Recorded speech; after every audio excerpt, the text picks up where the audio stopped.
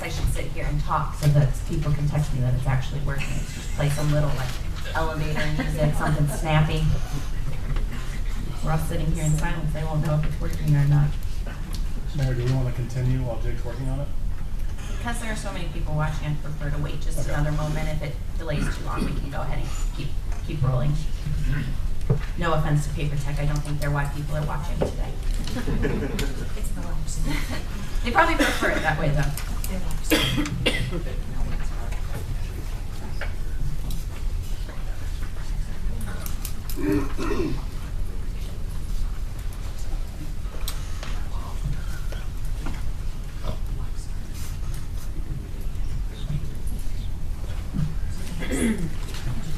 All right, sounds like we may be up and running. So Jeremy, if you could please hit on comments from engineering. Yeah, so no additional concerns. I do agree with HRPC that it would be nice to see some kind of barrier around that detention pond because of the location of that. But we did receive the stormwater detention calculations for that. All that checks out. This site will be over an acre of disturbed, so we will have to have a SWIP plan for that, and we'll need to make sure that that permit is filed through the engineering office.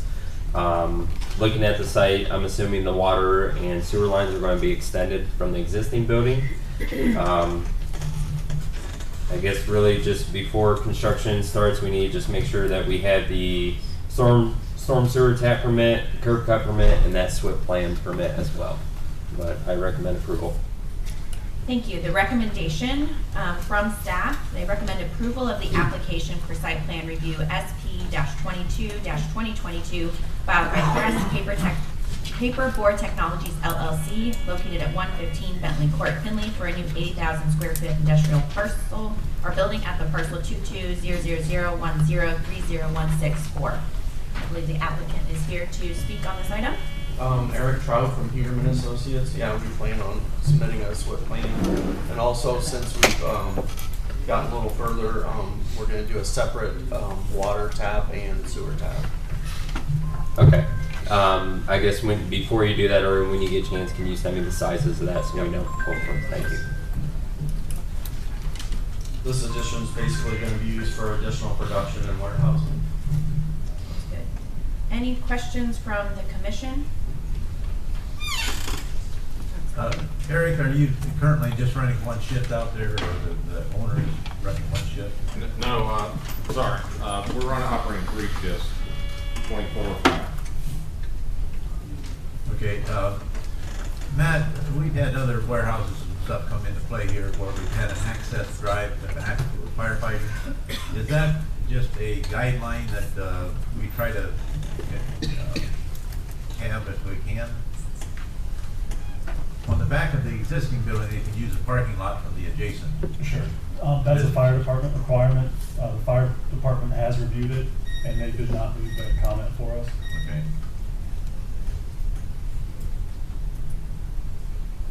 Was there anyone else that wanted to speak for or against this item? Dan, just raise your hand. I just had a real quick comment on the guardrail. Can we use landscaping instead of a hard guardrail, like I don't know. I know there's not a lot of room there. Maybe you can't mount it. Maybe like bushes, something low enough to. How do you feel about that? Or maybe rocks. Yeah, a combination of rocks and landscaping would be fine. Do you think a guardrail is warranted there? I don't know. I mean, we can look and see what the actual drop is, but It just seems that it's awfully close. It's closer than normal than what we normally see, so that was our concern. I would prefer landscaping and some rocks. I think that would look nicer. Okay. But it looks like it's dropping almost from the edge of concrete. It starts dropping immediately. Yeah. Are they curbing that? Or is that just pretty much surface runoff? no, it's not curved. It's Okay. just surface runoff. Seeing as there's no curb, then The only curbs we're showing is on the islands for the requirement. Sure. So I think with no curbing, definitely, I think we make a condition that there's some sort of boundary between the pond. Our preference would be landscaping and rocks, something that looks nice but prevents the cars from going in. but I think we can work that detail out administratively after the fact. So they have the option of landscaping and a guardrail? Yes. Yeah, they said that's not a problem. All right. Other questions or comments? Will the fire department require a new post connection to the buildings, you know, or metal, or They did not state they would. we'll work that out? Okay. Obviously, the Sufficient. building's sprinkled, and there's gonna be a new sprinkler line coming into this building. Because the other half is maxed out. Great. Seeing no further discussion, I will motion to approve application for site plan review SP-22-2022 filed by Press Paper Technologies, including the condition that a landscaping barrier be added along the detention pond, either a guardrail or landscaping. Second. We have a motion and a second. Final opportunity for discussion. It was mentioned there were 10 trees along the parking lot. They're not shown. Is that, within the plan it said there were supposed to be 10 trees. So I see the bushes here. I don't. There's trees in the islands. Okay, so there were no perimeter trees? No. Okay. Is that a requirement? We can work that out administratively. Okay. Okay. We have a motion and a second. Jacob, whenever you're ready. Mr. Deanna? Aye. Ms. Rhodes? Aye. Mr. Klinger? Aye. Mayor Murray? Aye. Mr. Martin? Aye. Great, thank you. Thanks.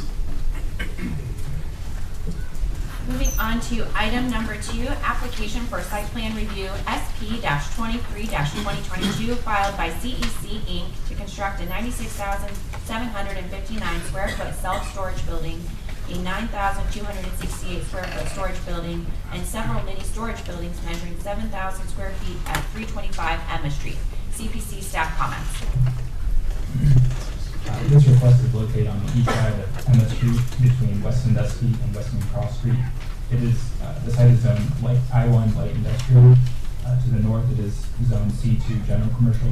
To the west, inside the city boundary, it's zone C2 general commercial and I-1 light industrial. In Liberty Township, there's some B2 general business parcels and R2 one family residential. It is not located within the 100-year floodplain. This site is currently vacant. Historically, the site served mostly as a truck stop. It was rezoned in 2014 from C2 general commercial to I1 light industrial, and a landscaping company was the most recent occupant at the site. The applicant has requested to build a new U-Haul facility. The site will include vehicle and pod rentals as well as self-storage units. The main building will be 3 stories tall and feature office space, showroom, and climate-controlled storage units. This building is 39 feet 1 inch at the top of the parapet, which is below the 60 feet maximum height requirement in I-1. The building footprint is 32,253 square feet. The second building measures 9,267 square feet and will house moving containers. It will have a height of 50 feet 1 inch at the top of the parapet. And on the south end of the site, there are 3 self-storage unit buildings measuring 5,750 square feet, 5,750 square feet, and 4,600 square feet respectively. They are spaced 30 feet apart to meet the building separation requirement. They have provided 10 parking spots for the site to accommodate the parking requirements for I-1, which is 1.1 space per employee on the largest shift. In terms of landscaping, they provided 26 trees along the interstate. Staff would recommend that additional landscaping be added along Emma Street to further enhance the site. Staff recommends approval of application for site plan review SP-23-2022 filed by CEC Inc. to construct a 96,759 square foot self-storage building, 9,268 square foot storage building, and several mini storage buildings measuring 7,000 square feet at 325 Emma Street with the following conditions. Add some additional landscaping along Emma Street.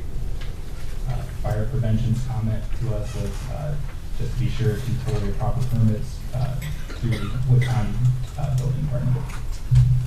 Engineering.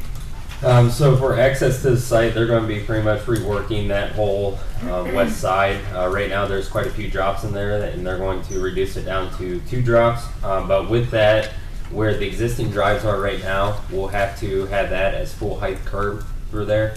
So we'll work through you guys with the curb cut permits with that.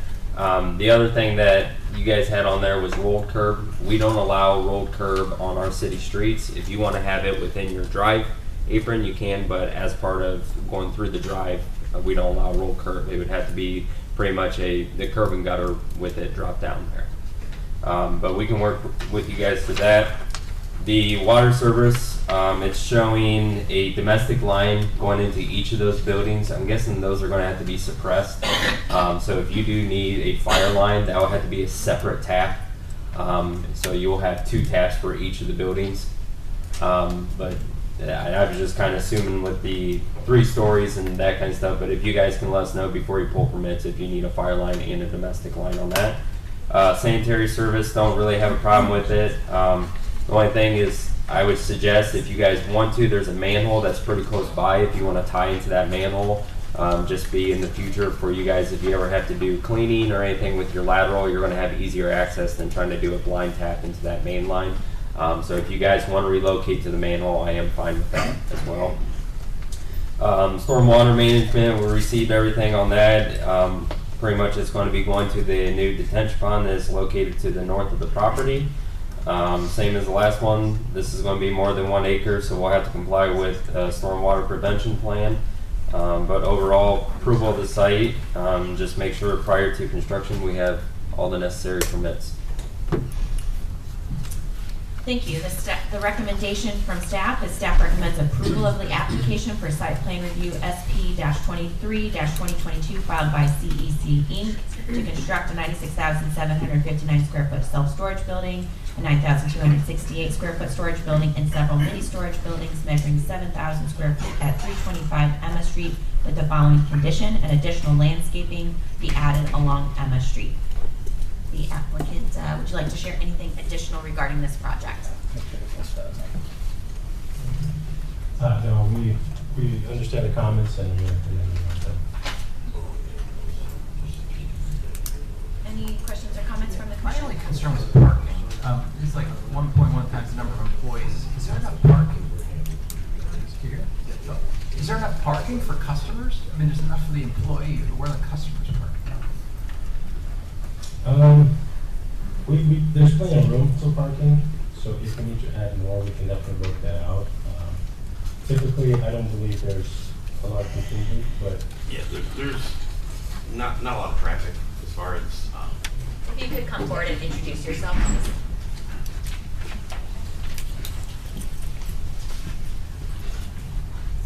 My name is Corey Hall. I'm the local marketing company president for U-Haul. Typically, we don't have a lot of long-term customer parking. Our sites are not visited very frequently. Typically, it's maybe 5 to 10 customers per day on average. You're talking to the showrooms? Yes. Staff had this discussion. Often we're concerned with parking when it's a danger to overflow into the public streets or into surrounding areas. In this case, they have ample room. They could probably put 200 or 300 cars on the site. So we're fine with whatever parking they feel like they need because there's no danger of it encroaching on others. You've got some large parking areas defined in there. What's going to be stored there? Rental trucks. Anything else? Just rental trucks? What do you, on your drawings, you talk about the drive-in storage. What's that mean? That's where the truck can back into the building so they could unload the truck into storage out of the weather. Okay, and where does that occur? The other building, You can use the pointer, it's a laser pointer. so if you could scroll to the left, this area here. Oh, just in that area? Yes, sir. Okay, so they can back into the building, unload, and then pull back out. But can the truck go fully into the building? Yes, sir.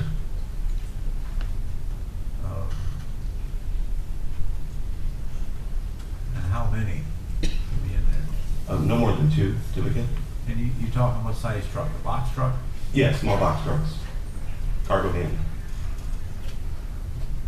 How do they operate when they get in there? They unload it, you got elevator lift, or is it all manual carry up to the third floor? There's an elevator in the building.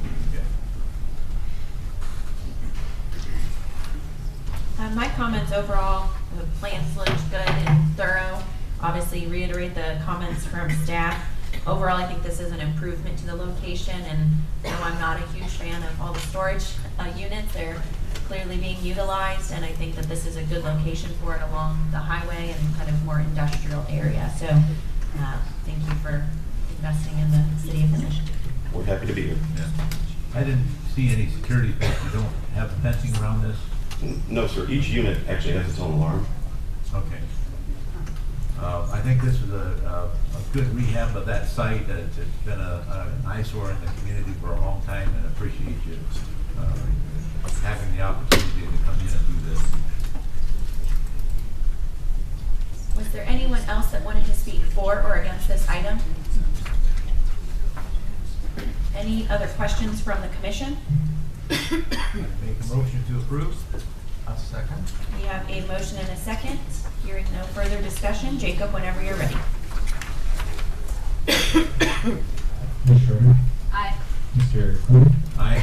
Mayor Moore? Aye. Mr. Martin? Aye. And Mr. Brown? Aye. Thanks very much. Thank you. Good luck. Thank you, guys. Item number 3, application for site plan review SP-24-2022 filed by Metronet Fibernet LLC to construct a 322 square foot communication shelter / hut at 342 North Main Street, Apartment R. CPC staff comments. So this request is located on the alley behind 342 North Main Street. It is zone C2 general commercial. So north of the railroad tracks, this area is zone C2 general commercial and R3 small lot residential. It is zone C3 downtown commercial south of the railroad tracks. It is not located within the 100-year floodplain, and the Findlay land use plan designates the area as PMUD. Parcel history, this site is currently a residential house. The applicants indicated they were looking to demolish it for the site. The applicant has requested to demolish the existing home and replace it with a communication structure.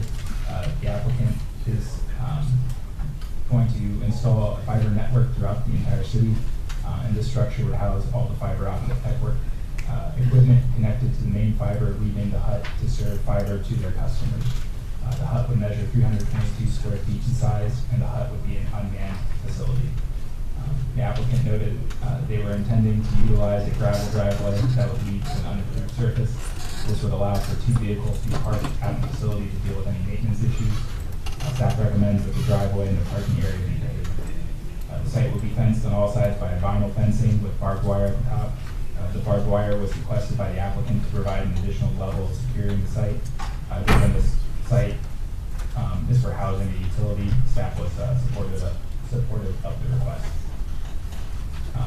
Staff recommendation: staff recommends approval of the application for site plan review SP 24-2022 filed by Metro Fibernet LLC to construct a 322 square foot communication structure / hut at 342 North Main Street, Apartment R, subject to the following condition: that the driveway and parking area be paved. Fire prevention. Their comment was to make sure to pull any the proper permits with Wood County Building Department. Engineering? No concern. We've been working with Metronet for a couple weeks now, so really the only thing I would need for this is a curb cut permit. All right, discussion. We have someone coming forward. Could you please introduce yourself? Tony McPherson, Program Control Manager. Can you turn the microphone on? Sorry, I have All right. Tony McPherson, Program Control Manager for Metronet Fiber. Wonderful. So my question might be, I guess my only concern is really the barbed wire. I think that, this is relatively unintrusive. It's going to kind of improve the property, but I'm not a big fan of barbed wire in the neighborhood. Can you just talk to me a little bit about the height of the fence and then the additional of the barbed wire? It's a 6-foot fence, and the barbed wire is just for additional security, but it can be removed. Yeah, I think I would prefer to have maybe an 8-foot fence and 8 then foot. no barbed wire. Okay, that'd be fine. So what actually goes on in the building? I mean, I don't understand your operation. What? Well, all of our fiber communications equipment is housed there, and once our fiber network is fully completed, all the communications come there and from throughout the city of Findlay, and then out to a transport location, and then to the worldwide web. So that's how communications route happens from. Is there high voltage in it? Or? No. No. Okay. It's all fiber optic glass and all the light comes through there. Okay. I don't know. Are there like heat concerns? Is it hot in there? I mean, is it there's no No. fire? There's no environmental issues with it? Okay. Not at all. Okay. Yeah, it's fully air conditioned, heat, and it's monitored. We have site monitoring and all-site monitoring. You've got a generator on site. What's the frequency of the testing of that generator? I believe that's all handled remotely. Is that like a monthly? It would be Yes, monthly. it'll be on a monthly. It'd be a monthly scheduled test. Well, it's remote and monthly. Okay. Do you know what kind of decibels that generator is going to create, the sound level? It should be in the plans. It should be on our plans.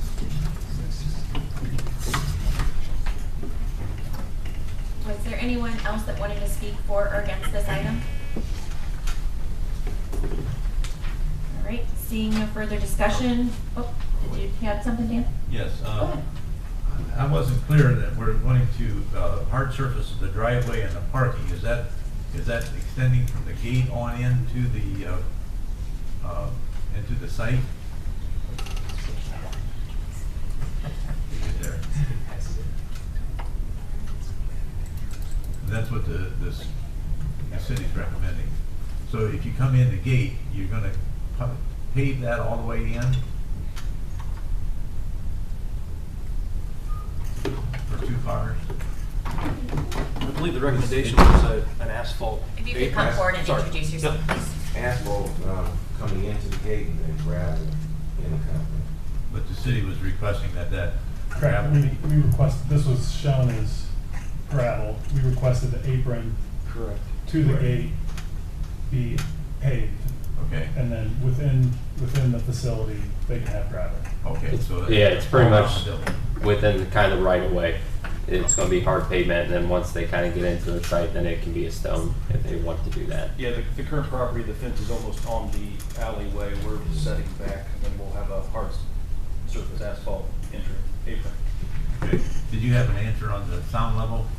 It's a Generac, it's a standard V8 engine, and it has muffler system on it. It's natural gas powered, so it'd be, I wouldn't say any louder than like a school bus sitting there. Similar to a home generator? Yes, Yes. yes. Other questions or comments? Chris Ballin, the project director for this month. Right, hearing no further discussion, I will motion to approve application for site plan review SP-24-2022 filed by Metronet Fibernet LLC to construct a 322 square foot communication shelter / hut at 342 North Main Street, apartment R, subject to the following conditions: the driveway and parking area be paved and an 8-foot fence be provided with no barbed wire. Second. Any other discussion? Hearing none, Jacob, whenever you're ready. Mr. Clayton? Aye. Mayor Barron? Aye. Mr. Martin? Aye. Mr. Bjorn? Aye. And Ms. Schroeder? Aye.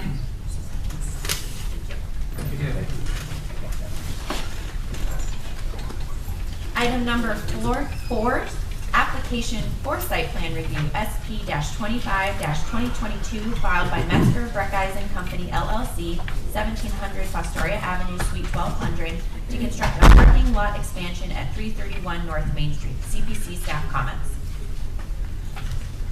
This request is located on the east side of North Main Street between Center Street and the railroad tracks. It it is zoned C3 downtown commercial. To the south and west, it is zoned C3 downtown commercial. To the north, it is zoned C2 general commercial. To the east, it is zoned R3 small lot residential. It is not located within the 100-year floodplain, and the city from the land use plan designates the area as downtown. This site has formerly served as a bar/restaurant. The applicant has requested to expand the parking lot in the rear of the site. This would allow for them to accommodate parking for the reopening of the building. The applicant, Mr. Eisen, will occupy one of the office spaces on the first floor of the building. The second and third floor will accommodate 10 apartment units. Mr. Eisen intended on using some of the parking spaces for their business vehicles as well. One staff concern was that the location of the third aisle of the parking on the east end of the site. On the east side, there are 2 rows of parking, with the furthest east aisle backing out directly into the alley. For a 90-degree parking stall, there should be a minimum of 24-foot aisle to back into. Parking aisles should be contained on site. Even if they utilize the alley is only 20 feet wide, which would not provide a sufficient turn radius for cars backing out. Staff discussed this with the engineer, and they can rework the layout for some better maneuverability. Staff recommendation. Staff recommends approval of application for site plan review SP-25-2022 filed by Eisen Company LLC, 1700 Fostoria Avenue, Suite 1200, to construct a parking lot expansion at 331 North Main Street, subject to the following conditions. Work with the city engineer on reworking the parking lot stalls. Fire prevention's comment was that did not have a comment.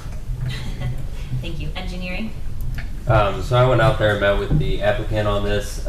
The area that's looking like it's a grass area right now, it's not. It's actually hard packed stone. That's a lot of just weeds on top of it. Went back from pictures 30 years ago, and it shows that was either hard packed stone or some kind of asphalt. It's kind of tough to tell. But with this design, they're either pretty much the impervious area is going to be the same or less than what they have now. So that should cover the stormwater side, and they do have some extra grass areas. With the parking lot layout, kind of like what Jake was saying, is I think I have an idea of how we can move that around so you get away from the alley a little bit. So let's just work that out. I have a couple of designs that you might lose one spot, but I still think you can get to what you're trying to achieve. But otherwise, just proper permits. Thank you. All right. The applicant is here. Would you like to tell us a little bit more about this project and your request today? Yeah, speaking about the parking lots, we actually, we've already met with the surveyor as we saw this was on the list, and there's a few options we saw as well, and we can talk further about it. We already had them draw up the potential to even shift the stalls off of the alley, because we actually have more than enough room in the center. Mm-hmm. So we could do that.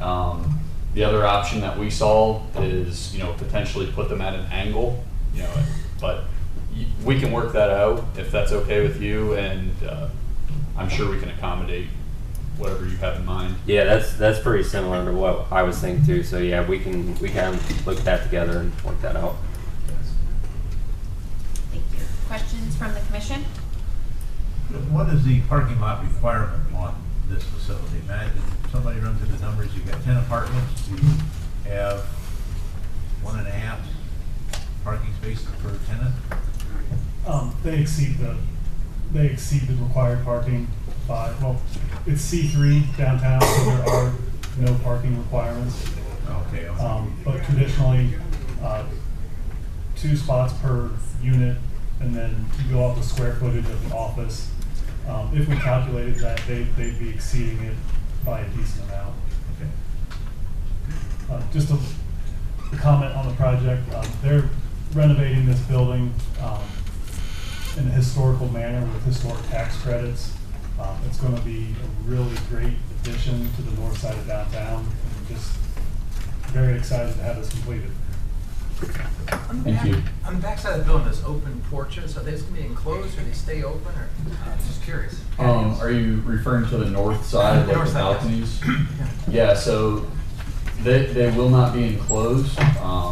The existing columns that you see there when you drive by now will be wrapped and painted, so you'll have a more finished look. It'll get new composite decking, and some railing, obviously, to keep people on the porch and not on the ground. Yeah, more or less, we're gonna finish the look of that side of the building. I don't know how important this is, but that side of the building and that wall actually belonged to the hotel that burnt down. So that structure that's existing for the balconies actually holds our fourth wall of our building in place. So that's why that exists in the first place. Good luck. Thanks. No, I would just echo Matt's comments. I know you guys have reached out numerous times about this project when you were looking at purchasing it and talking about just kind of improving that area. So again, thanks for your willingness to do that and invest in the community. And I think we're all excited to see this project and this building come back to life. Thank you. You can have an open house? Yeah, absolutely. All right. Come by. Open house. Sounds On good. the whole, the city has been great to work with on the project. So I appreciate the flexibility and willingness to help us solve some of the problems, that we ran into while working through the design. So, I have a question, will there be any site lighting on the parking? I think that we'll end up putting light packs on the back of the building, but I don't believe that we're going to. I think that the lighting that's already in the parking lot will be removed. Okay. So, I just keep in mind the lighting requirements for the perimeter of the parking lot then too. okay. Yeah, can't exceed that 1 candle, 1 foot candle. Yeah, 1 foot candle at the property line. Okay. Any other questions or comments for or against this item? Great project. I'd make a motion to approve. Second. We have a motion and a second for application site plan review SP-25-2022 filed by Mcpherson Company LLC, 1700 Fostoria Avenue, Suite 1200, to construct a parking lot expansion at 331 North Main Street, subject to the following condition: work with the engineer on reworking the parking lot stalls. Jacob, whenever you're ready. Mayor Mayor, Aye. Mr. Martin, Aye. Mr. Dion, Aye. Ms. Shirley, Aye. Mr. Clancy. Aye. Thank you.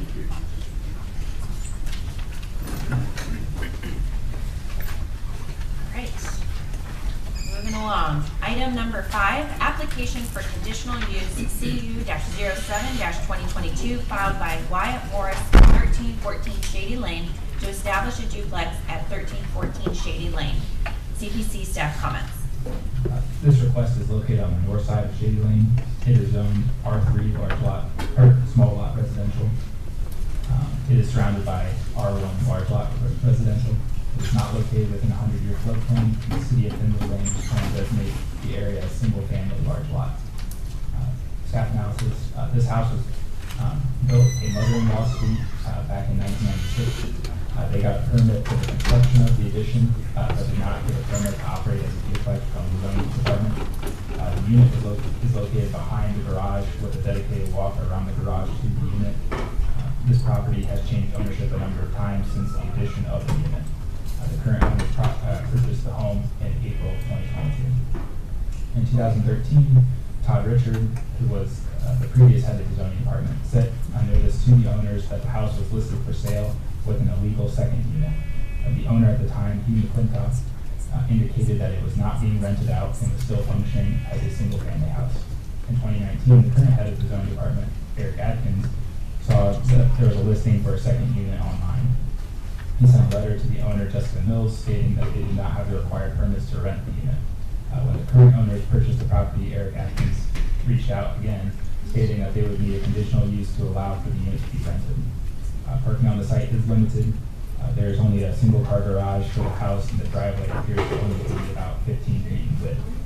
This would not accommodate the required 4 parking units for a duplex. The surrounding neighborhood is almost completely single-family homes as well, and given these factors, staff does not believe that allowing a duplex would fit the character of the neighborhood. Staff recommends denial of the application for conditional use CU-07-2022 filed by Wyatt Morris, 1314 Shady Lane, to establish a duplex at 1314 Shady Lane. Fire prevention had no comment.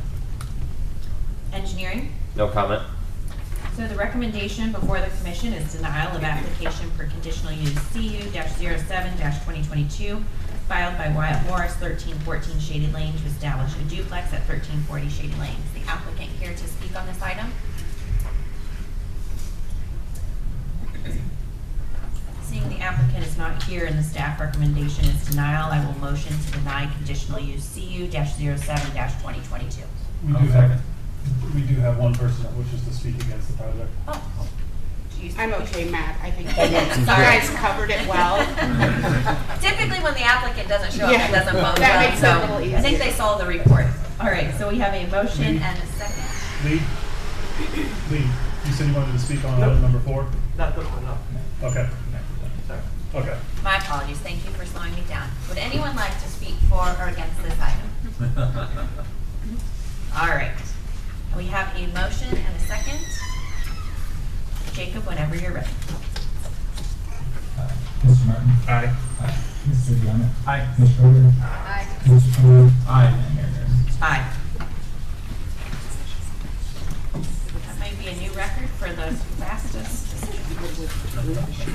All right, item number 6, petition for zoning amendment ZA-04-2022 filed by Epic Collaborations LLC located at 119 West Mcpherson Avenue, Findlay, to rezone 119 West Mcpherson from R2 single family medium density residential to C1 local commercial. CPC staff comments. This request is located on the south side of West Mcpherson, just west of South Main Street. It is zoned R2 medium lot residential. To the east, it is zoned C1 local commercial. To the north and west, it is zoned R2 medium lot residential. It is not located within a 100-year floodplain, and the City of Findlay land use plan designates the area as residential. The history of the site has been a single-family home since 1920. The applicant has requested to rezone the property so that they can combine it with 1412 South Main Street. 1412 South Main Street is the site, former site of the Fifth Third Bank, which has been taken for several years. The applicant has indicated the proposed end use is a McDonald's restaurant / drive-through. The City of Findlay code does allow for restaurants in the C1 district. However, this would be the first fast food restaurant with a drive-through located in the C1 district. The intent of C1 in the C1 district is to provide for the establishment of smaller stores serving a localized area. The Findlay land use plan designates this site as residential. The request therefore goes against the land use plan as adopted by the City of Findlay. Although the Findlay land use plan is only one of the guiding criteria, deviation from the plan is generally done under unique circumstances.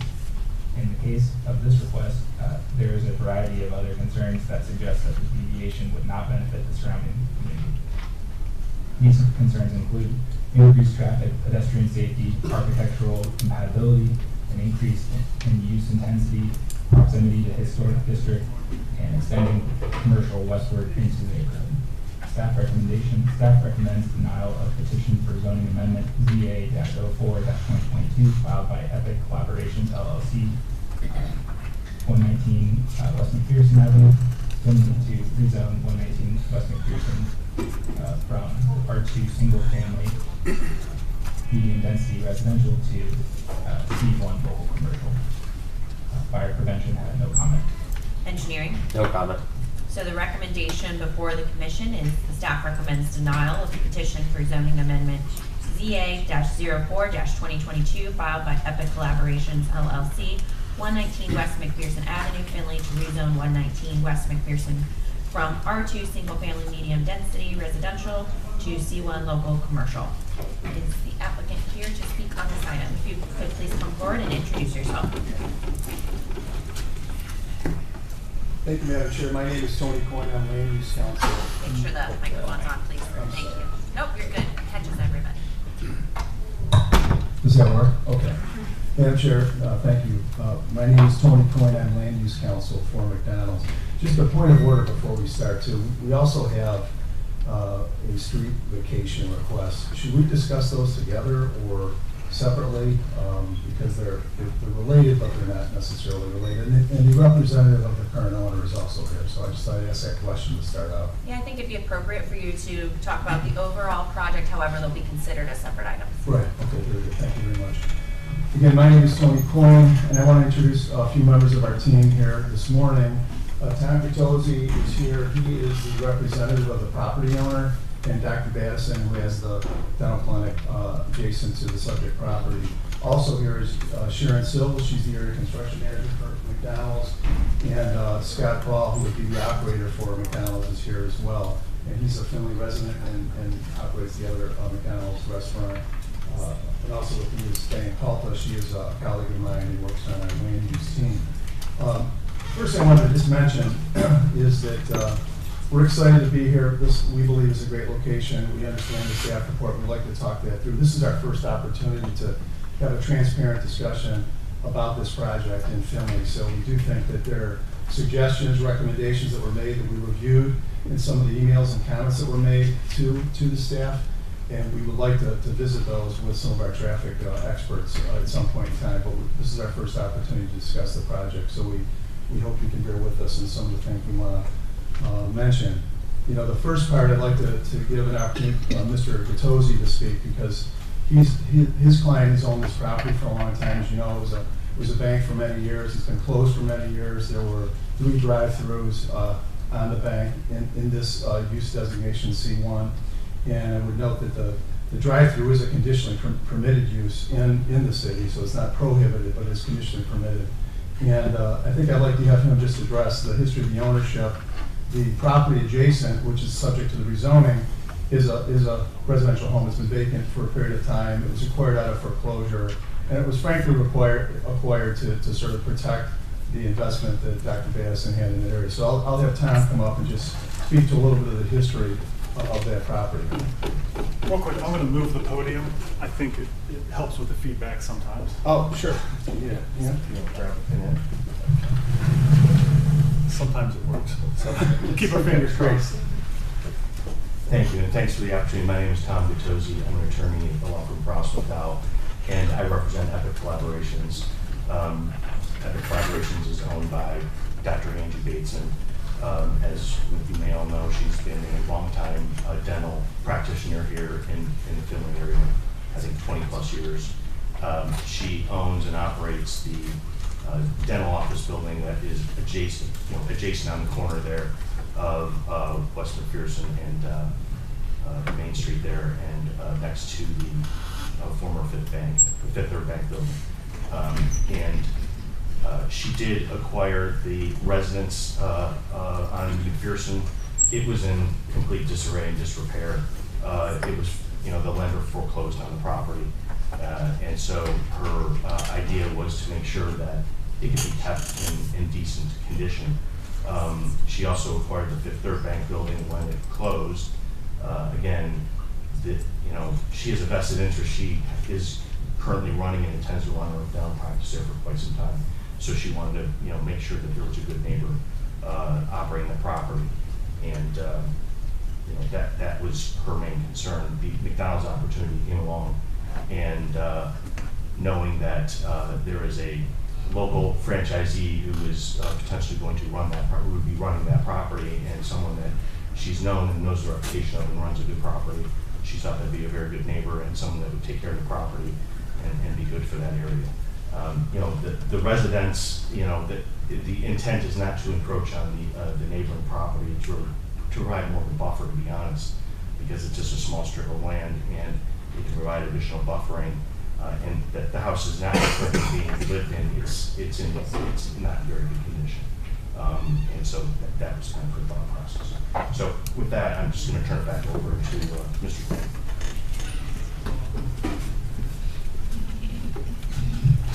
Thank you, Tom. So again, we're here for the rezoning of just a small parcel. The existing property where the bank building is, where the McDonald's restaurant would be located, is a C1 district, and a restaurant is a permitted use in that location.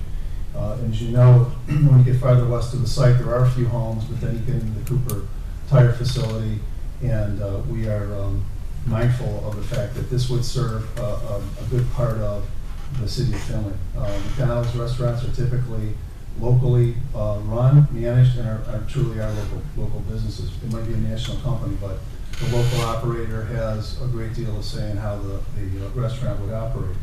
So to help you go through the site plan in general and the reason for the vacation and then the rezoning, I'd like to have Sharon Sills, the area construction manager, walk you through the site plan so that we can get an understanding as to where the building will be sited. And as you can see on this particular site plan, the cleaning landscaping plan, the location of the building, the drive-through, etc.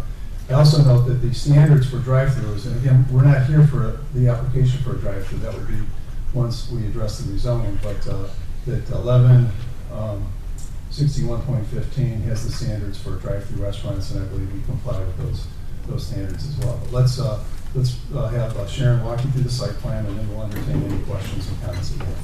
Thank you. Good morning, everyone, and thank you again for the opportunity. I think we all share in that. I've been doing construction a long time, and there's nothing better than seeing something new, either repurposed on the site, making that site work for it, and this is certainly a great opportunity for McDonald's. And I want to just briefly walk you through, as he mentioned on the vacation of the alley, you can really see on the site plan here the use of... There's a pointer. Oh. Actually, there's a pointer right there if you want to use it. Maybe helpful. I could be dangerous with pointers. Yeah, you press the button. Oh. There you go. There we go. Okay, so you can see here that the vacation of the alley piece here, and what I want to show you here, I guess I better hold this a little bit better, hadn't I? Is these arborvitaes that are here. And when we talk about buffering and sound masking, I want to first share that the site is not intended to be 24 hours. Community does when we're in a community like this, we take that very seriously. And when we talk about buffering, we could certainly, we're very early, very generic right now on not only our site plan, but also our building. And we take in consideration where we get the maximum use of an impact on buffering. So we could certainly do a fence, but historically I have found that arborvitaes, zigzag like you see here, provide many opportunities for the sound buffering, as well as containment of folks who drop paper and that kind of thing. So without the vacation of the alley, we would not be allowed to have the opportunity to provide the buffering here that we wanted to provide, for the residential folks down the way. Also, I want to speak a little bit about the lighting. So for the lighting here, we would comply 100% with the requirements. And I did hear you say that it was 1 foot. We also do turn down screens, so any lighting, lot lighting that would be back in that area would require, from the McDonald's perspective, the turn down lighting, which would mean that the downline would then comply 100% to your 1 foot candle requirement. I also want to address the traffic a little bit. I did have the opportunity, I've driven the area now several times. The existing curb cut, let me see if I can do this here real quick. This existing curb cut is the one that was there with the bank. It does have a left in and then a left out and a right out. So we kept that in place only because it's there existing. But we do recognize that some of the comments, the concerns, the walking. Quite frankly, one of my concerns right off the bat was that left turn in. So we're certainly open for all of those discussions. Again, we're not here to really ask for approval of the site plan. We're not quite there. We even haven't had any of our first meetings with staff yet. So I wanted to address that one first because that's where a lot of comments are coming in from. But then I want to also address, as you can see on our site plan, that we've got, this here is an existing curb cut for Dr. Bateson. This curb cut includes the vacation of the alley. And one of the things in terms of the perfect, if you will, or the optimal use of a site plan for McDonald's is the ability to get the cars on and get them off. So you can see that we're looking and hoping for a right in, right out here off of Lake Cascade. And then this additional curb cut here, allowing Dr. Bateson to have autonomy of her parking lot in the back. And again, you can see, coming in, going out off of West Mcpherson. Again, we can have conversation about this. And then over here off Lake Cascade, the right in, right out. We've met with 8 Peak because they do have, I believe there's 4 total poles down through here. It was a great conversation. This is going back a little ways. Down Lake Cascade, you know that they have the transmission lines there for their electric. So one of the things that in conjunction with them would be them placing a brand new transmission line, and then those transformers will be rehung off of their new pole. So they're pretty excited about that. They were going to head up the communication pieces for, I think AT&T has their poles there as well too. So we've already made those connections with utilities to make sure that we were going to be good partners, and that it was a win-win in terms of what their long-term plan was. So if you look at just the stacking, because I know I saw some of the comments on that, you also kind of have to remember, unfortunately we were in COVID, and a lot of the stacking that you saw at some of the other locations, and we certainly have our owner-operator here, was because the drive-through was open, the lobbies weren't open, so you did see a lot more stacking in there. The other reason too is a lot of locations, this was also addressed in some of your comments, where there's not enough staff to staff it appropriately. So when those areas and those restaurants closed, and I won't mention any names, that did throw more customers coming onto the McDonald's side, the existing McDonald's side, and yes, there was definitely some backup on the stacking. They don't have the site plan that you see here and the ability to stack the cars. So if you look at just the stacking, and we call this from the point of order, is this section right here, better known as the COD. So from the COD back to where it would be, I'm doing very good with this here. There's approximately 13 cars that can stack from that point to order.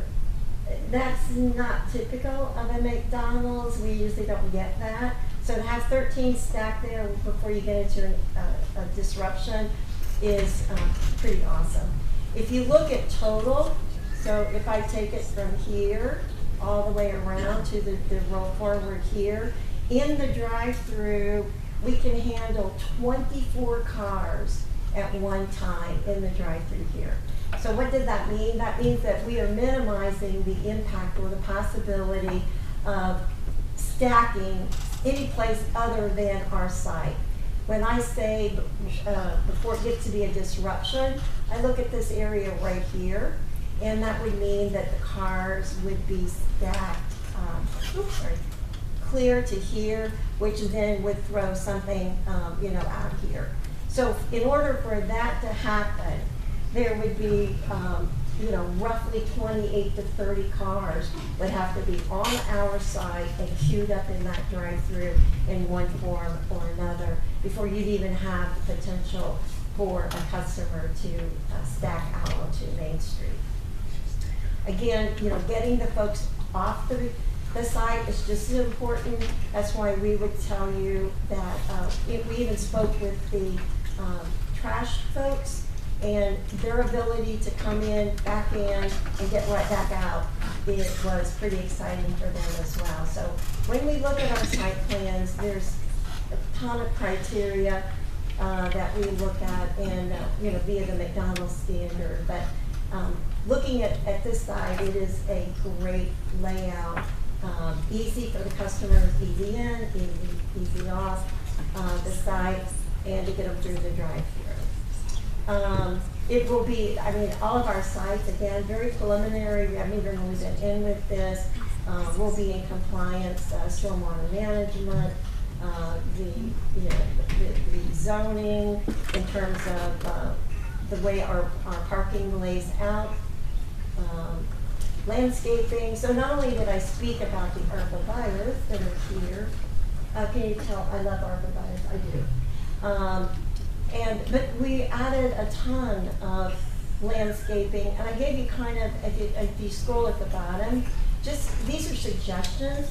We would go in, and the owner-operator has a landscape vendor, and we challenge that vendor to basically get the species and the recommendation in compliance with the city, and then arborist recommendations based on size, sustainability, because one of the things that you do know currently about the Ball family is that they take care of the restaurants on site, and certainly on the interior as well.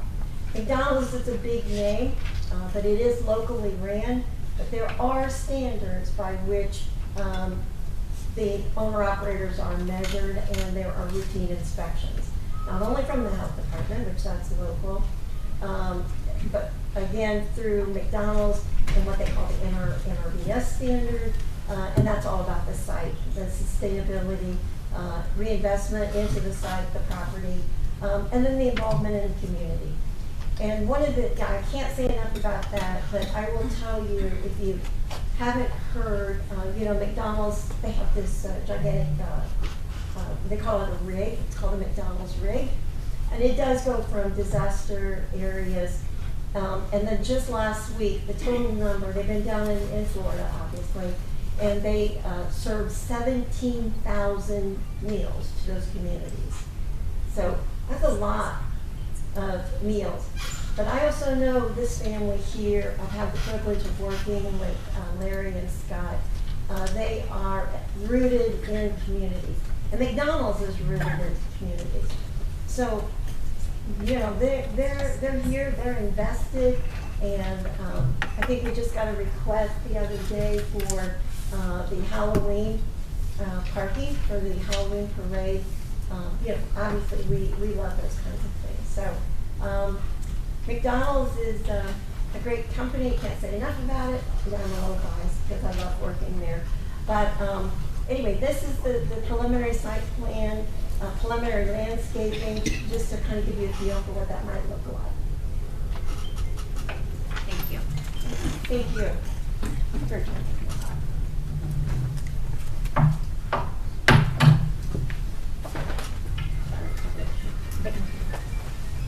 So, Madam Chair, we were interested in hearing comments from the public. There are a lot of questions. We've seen some of them. They're in writing.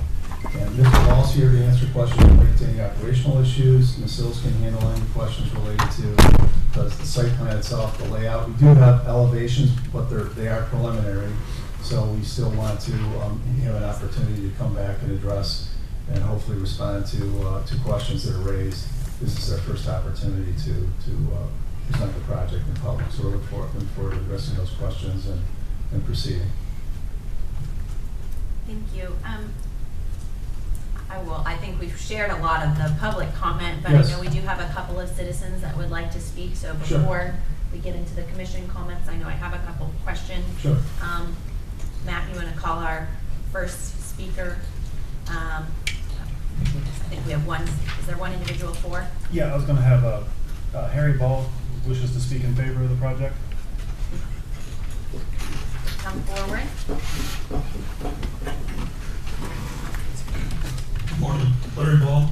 I just wanted to mention our family has been the McDonald's licensee here in Findlay for over 50 years. We are now, with my son, into our third generation. We think that's an outstanding achievement. I think that's a compliment to the city of Findlay.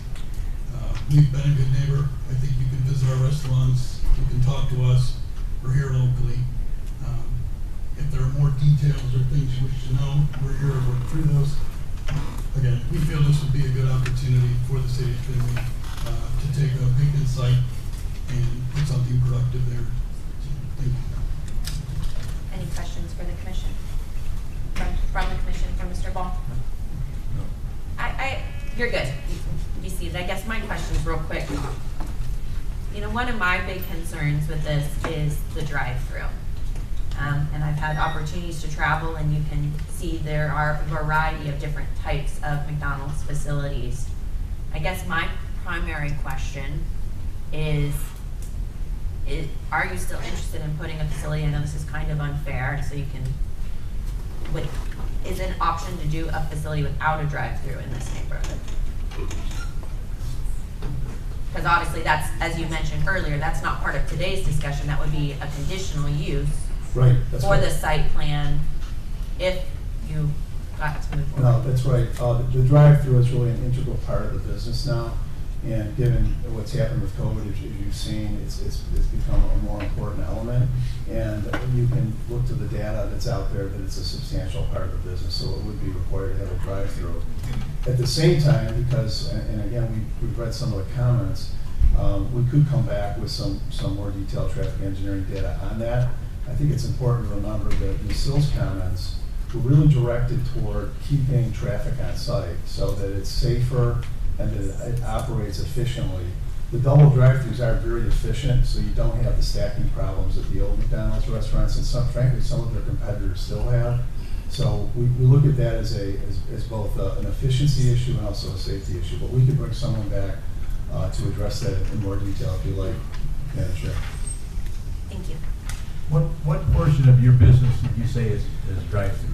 You know, I would say that that's somewhat proprietary, but it's also out there that's substantial. So the percentage, I don't know if I can give a percentage. More than right half? here. Yes. More than half. More than 70-80%. More than half, yes. I was trying to give him a slide. Yeah, no, thank you. Yeah, no, that's fair. That's fair. That's a good question. Thank you. All right, who would like to call the next speaker? Dan Romick.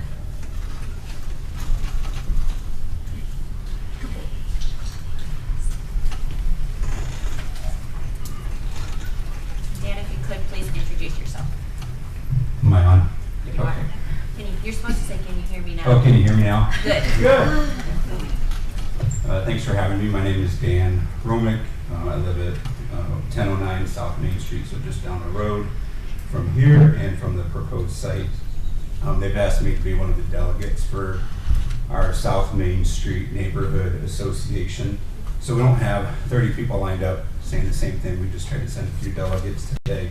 We're an informal group. We like to have a lot of fun, but we're also an organized group where we meet typically quarterly. And our mission as a group is to preserve and enhance the appeal of the South Main neighborhood, keeping it a desirable place to live.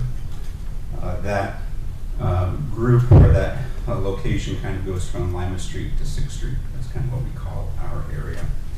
While we are a main thoroughfare, please remember that the South Main area is still a neighborhood, and our side streets are still neighborhoods.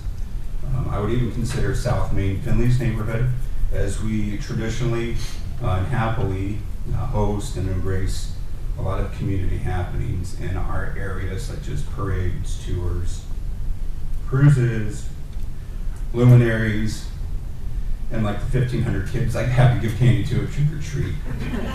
Those are all very high pedestrian events. As you may have seen in the letter that we've all signed and already turned in, we oppose the zoning change for reasons that include, we feel it's already a dangerous intersection.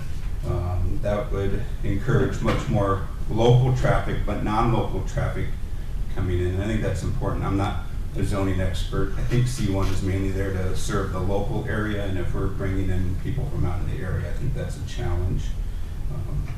Special consideration to certain peak times you might see, as you see the drop-off line for Donnell schools in the morning, kind of during breakfast time. Many times those that are on the northbound lanes coming to drop their kids off at Donnell are backed up all the way to the intersection anyways, because I see that that's a challenge when I drop mine off and cut back to work.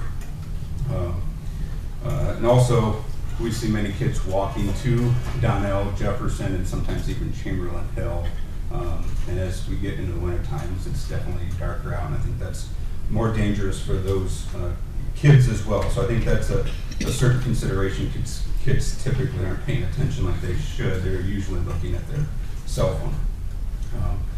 We certainly see with many types of businesses like this, and I only would speak to the generalities of that you certainly see some of the comments that have already been made, overflow backing into the main thoroughfares. I think that's also a consideration that we've talked about for their safety, traffic safety, pedestrian safety, as you have Hanco coming out and a lot of times turning right and then coming back towards the hospital right there. I've seen that so many times where they already have to navigate it as it is, and I think it's quite a challenge. So I would also just mention that. We've also seen a few other things in our neighborhood where a lot of folks are actually coming down to South Main, parking at St. Mark's Church or something, and they're coming in just to enjoy a stroll down there. We're also seeing an increase in speeds and just traffic, and that's not necessarily at any given time. I hear, motorcycles go by at 80 miles an hour anytime during the day. So I think that's also a consideration, especially if we have overflow starting to go out or people slowing down to turn in. There's not much that stop people from Lima Street to 6th Street. There is the Baldwin light, but that's usually always screened. So I just think allowing for this zoning change could allow for more like it, and when we're trying to maintain what's in the public good for the current area that we're in. If allowed and our safety concerns are correct, I would also be interested in what infrastructure would be put in place to create a safer intersection that we already have an issue with. Who comes up with that and how do we determine that? So as a South Main Neighborhood Association and what I would consider Findlay's neighborhood, we ask for denial of the zoning application. Thank you. Thank you. Any questions from the commission at this time? All right, thank you. Next speaker, Matt? Alana and Langlois? Yes. The last name before Don, you're acting. I know. Complain. Do you want to give us who's on deck? And then Mr. Shadle is on deck. I have 3 minutes. Good morning. I'm Alana Langlois, and for the past 9 years, my husband and I have enjoyed raising our family in our home at 1130 South Main Street. I'm here today to ask that you deny the rezoning request for 119 West Mcpherson Avenue. Life on South Main is different than in other areas of Findlay. My neighbors and I consider ourselves caretakers and not just owners of our homes. We are afforded unique experiences in our homes. For example, my family has hosted tours for the Hancock Historical Museum. We host the city for parades. We happily hand out candy to 1,200 trick-or-treaters at my house every year. And every school day, I watch the Donna Middle School pickup line as it winds past my house. I also watch the pedestrian middle schoolers trudge to school in the morning and then gleefully head home in the afternoon. We feel very connected to Findlay through our location, and that connection makes the idea of a large and high-traffic business moving into the neighborhood frightening. Let's talk about the intersection of South Main and East Mcpherson. I walk and run through this intersection almost daily. It is easily the most dangerous intersection that I navigate. As a pedestrian, I've had more near misses with drivers not paying attention at this intersection than at any other crossing from North Main Street near Archie all the way to the end of the sidewalk on South Main, which is a block south of Bluebonnet. I firmly believe that the addition of the drive-through traffic will increase the likelihood of tragedies to occur.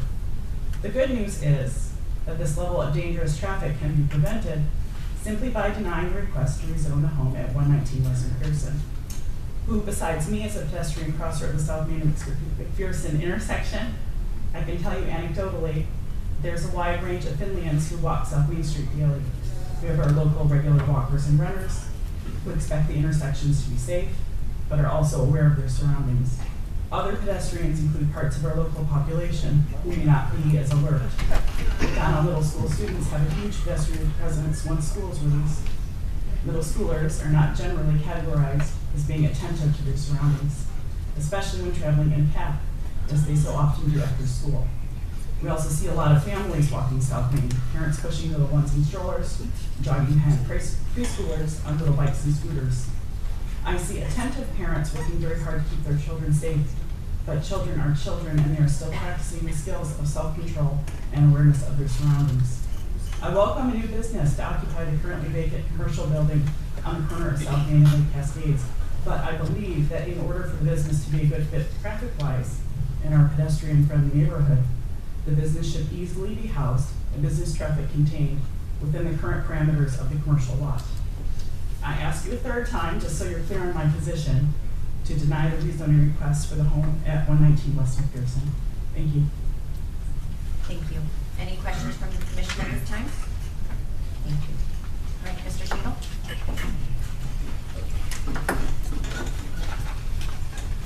After Mr. Shadle, it's Jack Raymond.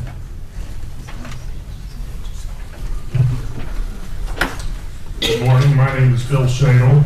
I live at 1708 South Main Street. I was privileged enough to represent the south end of Findlay, the area in question, for nearly a decade. And it was quite a challenge for us because it was during the time of the flood, during the time of the Argyle event, and there were many other things that were really monumental. I think this is monumental.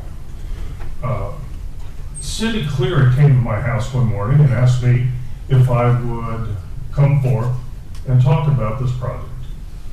And I said that I would. I hadn't given it any thought. But my grandson, my 12-year-old grandson, was there, and I asked him what he thought of McDonald's, since he is a big fan of chicken nuggets.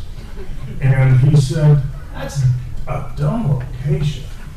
I wish I could have brought him here to testify, but unfortunately he's in school. So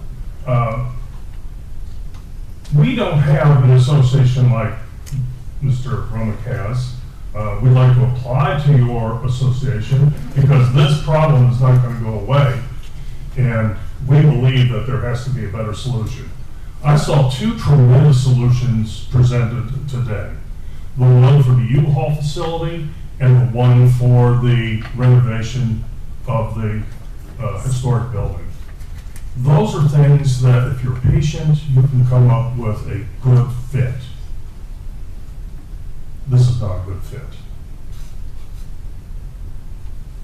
People will ask me why I wore my gym shoes with this suit. They do glow, they do take batteries.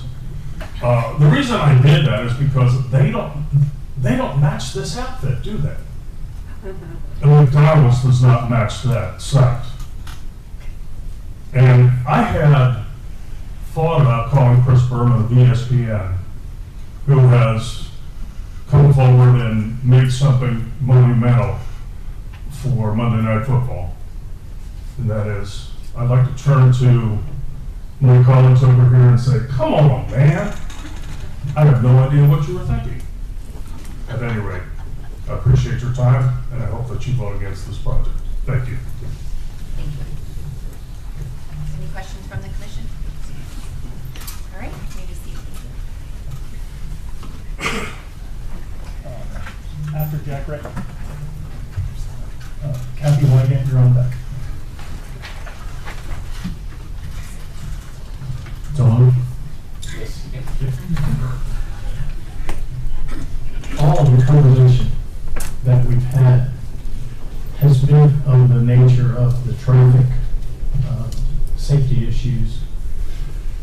But there is the whole matter of what happens to a neighborhood, particularly in the Superior region, when the zoning changes.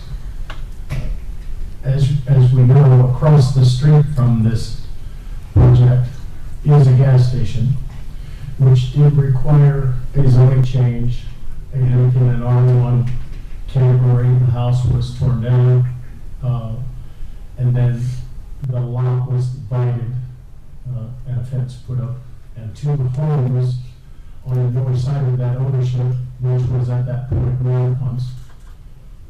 Those two houses on Mcpherson have been vacant for most of the time and are in utter disrepair. The utilities are turned off.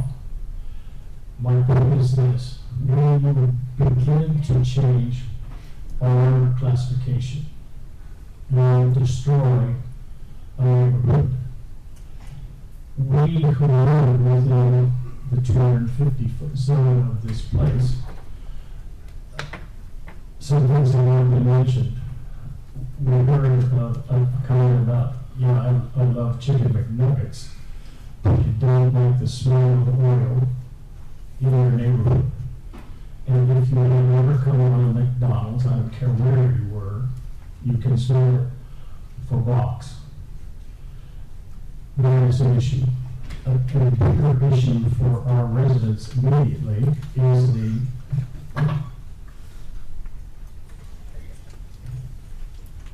is this drive here ends with a alley right there. And since you cannot make a decent left turn on Mcpherson to go to North Main, those people will be running around the alley. And so the alley becomes street. We've heard comments on up to 24 vehicles can be lined up to drive through a drive-through at McDonald's. It explains to me where they're going to go if they can only turn around on Main. They will back out on McPherson, and many of them will go up that alley to get all the way to the next street in order to enter Main. We are concerned with the trash already, as I mentioned, on the other side of the street. Since this is a recent point of watching the new ownership of Speedway, and the trash is now.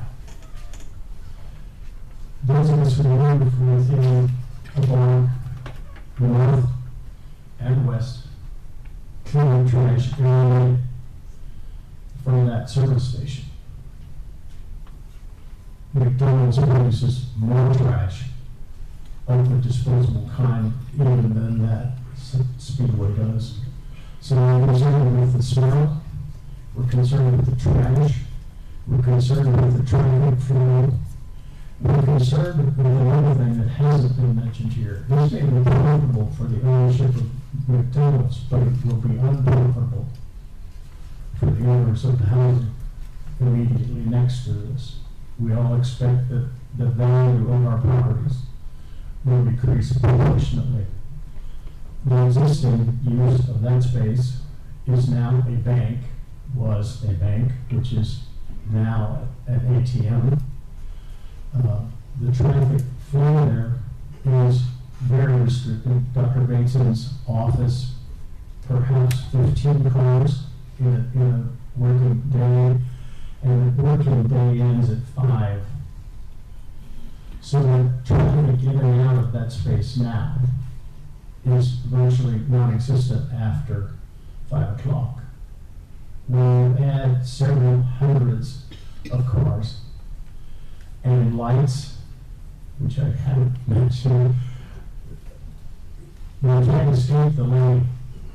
It simply is there. When McDonald's opens up early in the morning and closes late in the evening, we will have added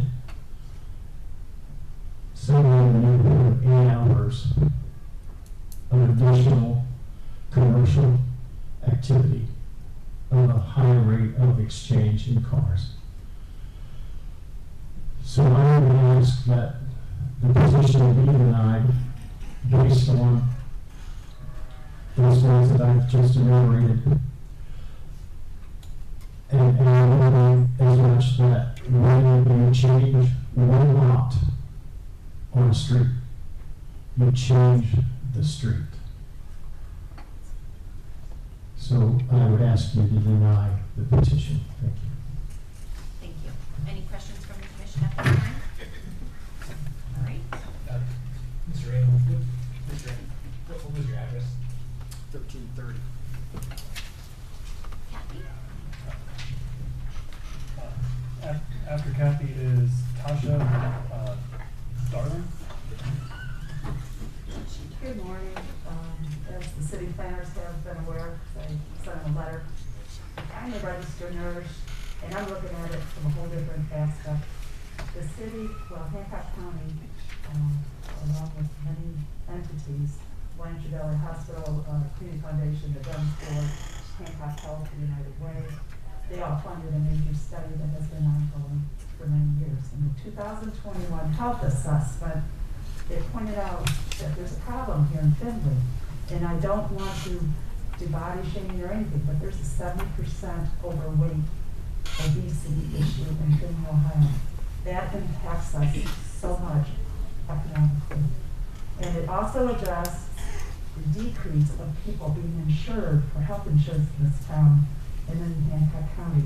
I want to read things because I'm not as articulate as the previous gentleman.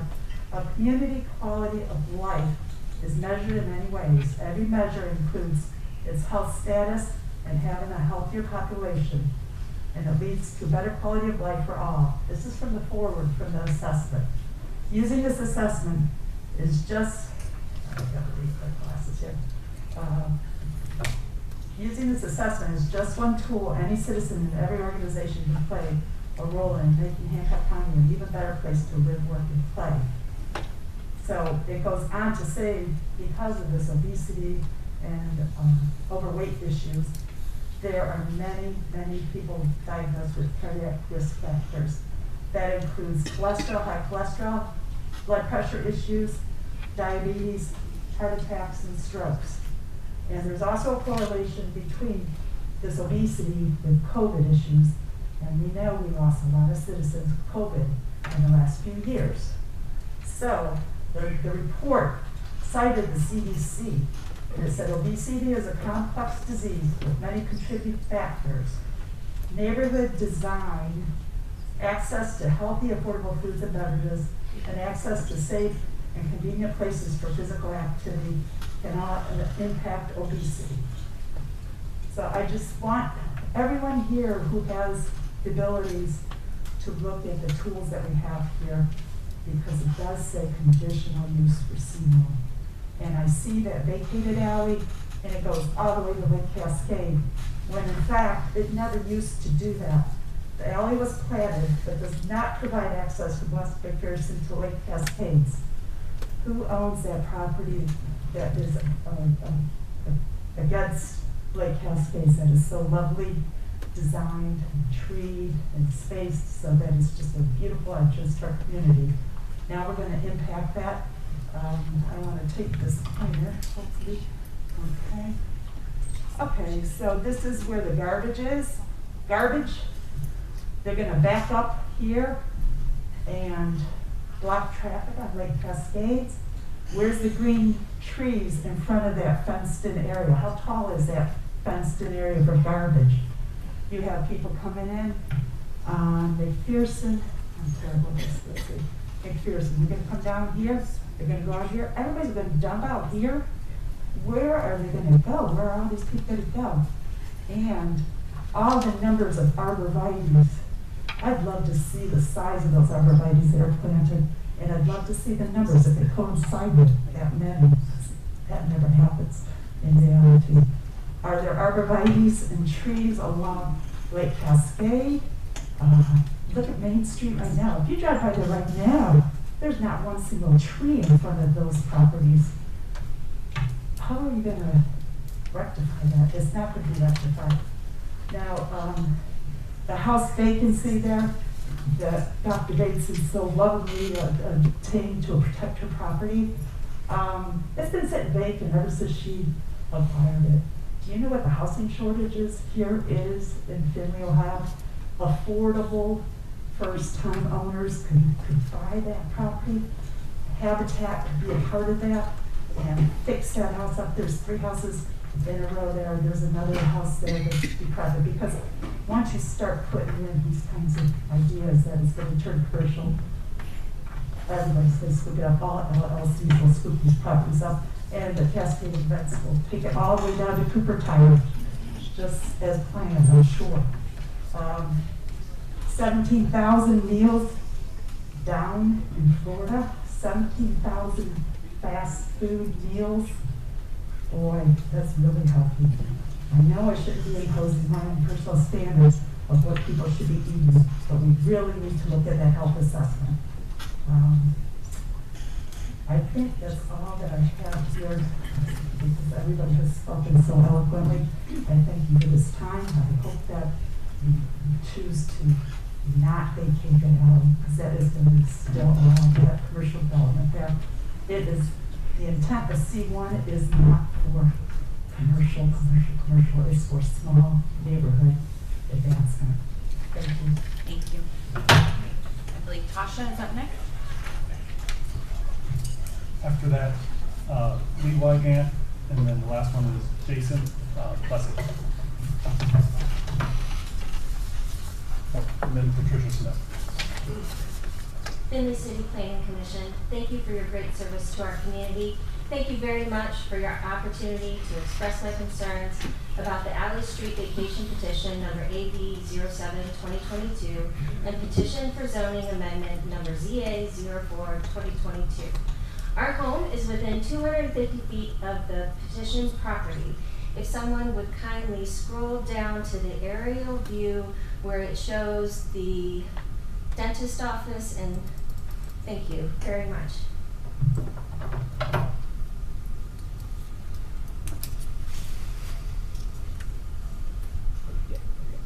That's our home. I purchased our home on February 12, 2018. At that time, there were quiet businesses on the west side of the street that produced an acceptable level of traffic. With the zoning at the time, I felt confident purchasing the property and having a future positive value of my home. If these petitions pass, my husband, our dog Nike, and I will be forced to move from our home. Placing a McDonald's with brash lighting and significant traffic next to a beautiful historic neighborhood will demolish the property values of the homes within 250 feet and well beyond. 1332 South Main Street is where my husband asked me to marry him, where we hosted our wedding reception with our family and friends. We even made wine for our wedding with labels depicting Chateau 1332. 1332 South Main Street is where we adopted our first dog together, celebrated Christmases as a family, mourned the loss of my parents, where we have hosted many low country boils in our backyard. Many of our best friends live on South Main Street. My husband and I have the joy of handing out 1,000 pieces of candy every Halloween, and the delight of being part of the tradition of lighting the luminaires every Christmas Eve for the community to enjoy. Our family would be acutely negatively affected since we live within 250 feet of the petition property, and our story is representative of all the families who have created treasured memories living on South Main Street. Please vote against the petitions. Our family would be grateful to remain in the home where we created meaningful memories. With true appreciation for your consideration, Tasha Dimling, 1332 South Main Street, Findlay, Ohio. Thank you, Tasha. Any questions from the commission at this time? Yep. All right, I believe Lee.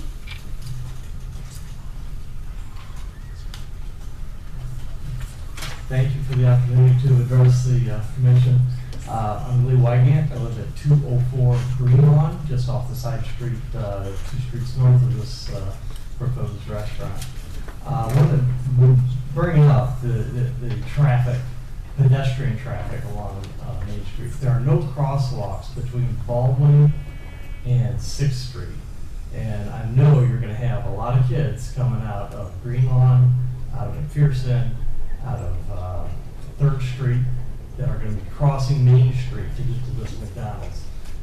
This McDonald's is incompatible with this neighborhood. It's not, it would be a blight on South Main Street.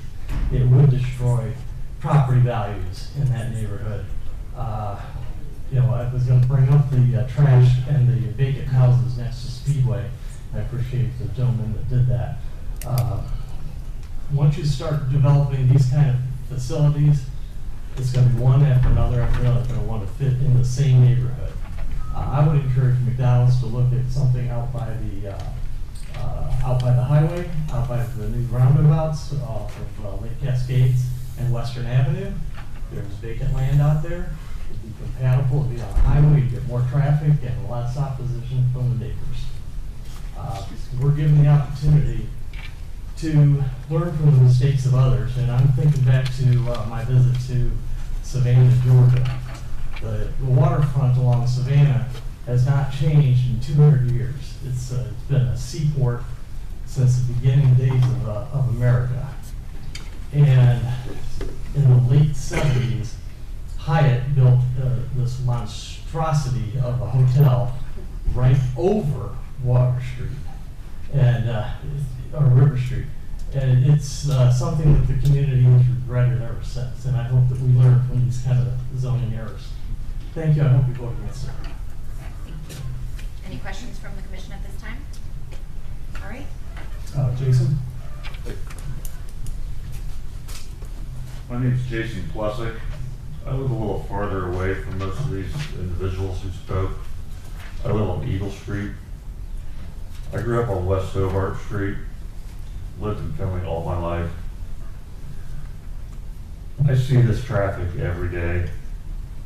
You can scroll up to the print of the curb cuts. Thank you. So it looks to me, if you can scroll up just a little bit, yeah, thank you. It looks to me like you're closing the southernmost curb cut here. That's good, because you can't get in and out of there anyway. This curb cut, as the lady stated, headed north, making a left turn here is difficult. Traffic backs up from this light all the way to Mcpherson. Making a left turn out of this to go north is not feasible. Currently, as it stands, if you're on Mcpherson and you're trying to make a left turn to go north on Main Street, you absolutely have to pull into this crosswalk to see past the cars parked on the northwest corner of Mcpherson and Main Street, blocking the crosswalk, children walking up and down that street. That's as it is now. Now you're going to increase this traffic. Here, as you're coming out of here, anybody with a brain is not going to go this way because you can't get out and go north. You're either going to go down the alley, like was mentioned earlier, you're going to increase traffic this way, down Hurd, down Summit, or through that parkway that's shaped like a horseshoe, and they're going to run that alley at the end of the horseshoe down to what I believe is Stadium Drive. So they're going to find alternative ways out to head north, because you're not heading north out of here, and it's not going to be easy to head north out of here. If you are eastbound and you want to get into here, this through traffic headed east backs up. Now you've got people waiting to turn in here. Now anybody who wants to come up through here and get into the turn lane and go north is blocked, because this traffic is backed up at the light like it does every day when I come home from work. Now you got people wanting to turn in here. Now if you want to come up here and go left, you can't, because this is all blocked here and this is blocked here. You're not going to be able to make it into that turn lane. So that's a cluster. So you go on down here to Washington. You got people backed up in Washington trying to make the right turn to pick their children up at Jefferson School. Traffic backs up all the way to Washington. I've seen it backed up on 6th Street. Also, you go further east, you get traffic at Blanchard and 6th. You got train tracks there. You get traffic backed up all the way to Park Street from Blanchard. You get traffic backed up to the east, maybe to the eastern boundary of Emory Adams Park. all that's gonna increase. Because you're gonna be pulling people in from the east, the southeast side of town. You'll be pulling people in who live out by the reservoir, people out towards maybe Van Loo. They're gonna come in that way. You're gonna increase traffic all over this region. You're also gonna increase traffic. You're gonna get traffic from 15, from 75, because people are gonna be like, oh, my phone says there's a McDonald's right here. So you're gonna get all that traffic. You're increasing the traffic load here significantly. Now let's think about what the lady said about nutrition. McDonald's, not to be rude, but the food is not exactly the most nutritious menu you can choose from. Now you've got tons of kids coming home from school every day. Everybody talks about childhood obesity. Where are they going? They're gonna go eat subpar food. I don't know. I've managed to stay fairly fit. I'm 51. But I don't eat McDonald's. I'll tell you that. I don't see this as a good fit for this community. The only benefit to anyone would be the individuals wanting to create this development. It's not going to benefit the local community. It's not going to benefit the surrounding community. So I would urge you to vote against this. Thank you. Thank you. All right, I believe we had another individual submit a request. Yeah, Patricia Smith and then Timothy Mager. All right, Patricia and then Timothy Mager. Okay, I'm going to pass on my time. My points have already been made. All right, thank you. Timothy Mager.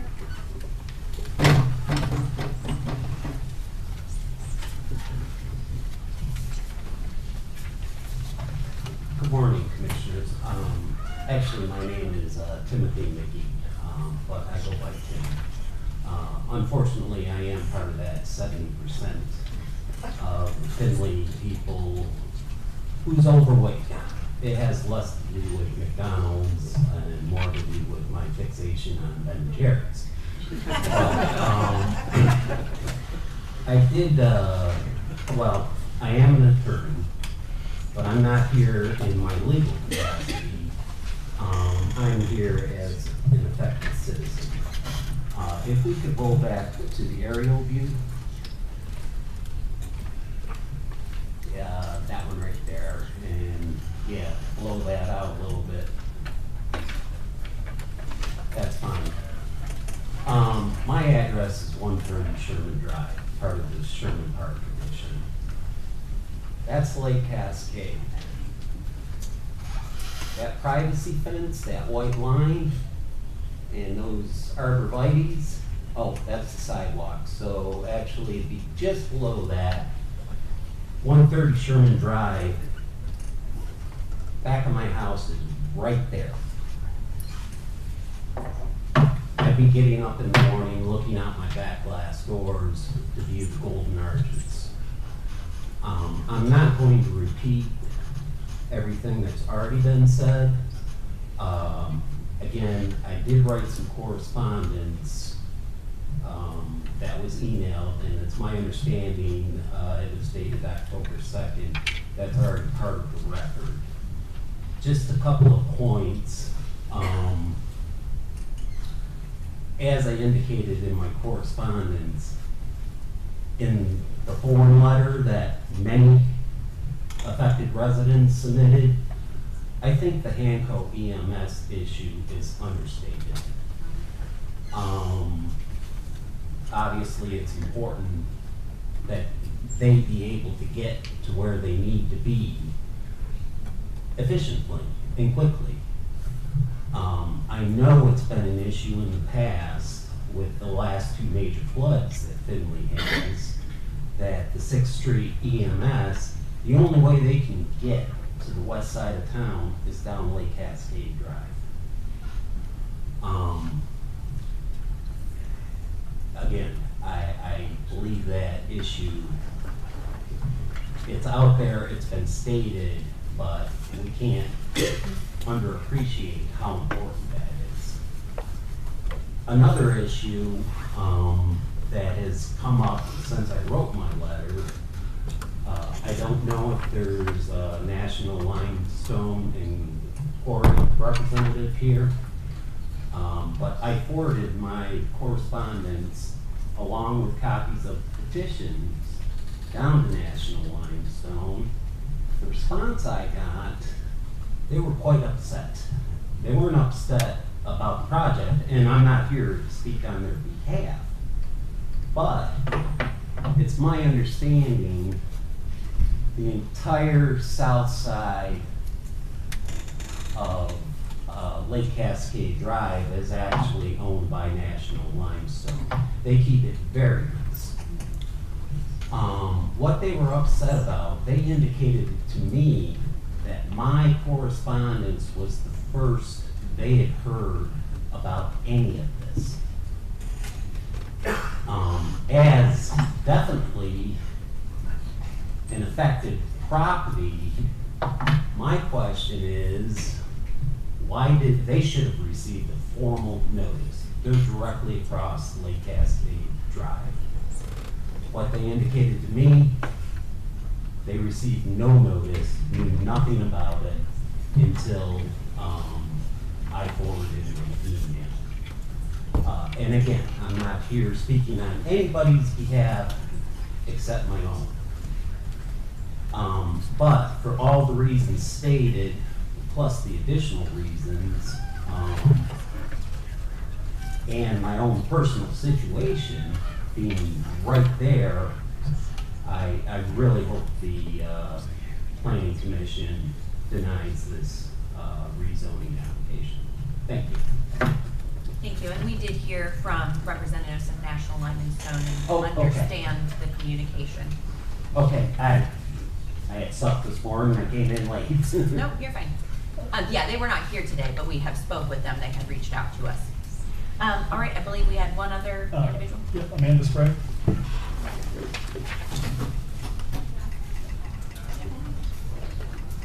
Thanks, Matt. Yep. And I was not here in time to turn in my form, so I just got that in. But I sent a letter on October 4th to my local councilman and had stated 7 reasons why I think this project should not go forward. And so many people here today have touched on all those same issues, except for one. And so I thought, well, I need to say this. I know you mentioned being a local business owner, and I, as well, am a local business owner. And one of my issues was having a huge international fast food chain. What is that going to do to the little man, to the local small town businesses in Findlay? I know McDonald's offers some of the same menu items as some of our local establishments that have been here forever. We can get our hamburgers and French fries, even though they're not good for us, at Wilson's, who has been invested in our community for decades and decades. Ice cream that you sell, we have that at Cece's, and those places, Wilson's, Cece's, those are the things that make Findlay unique.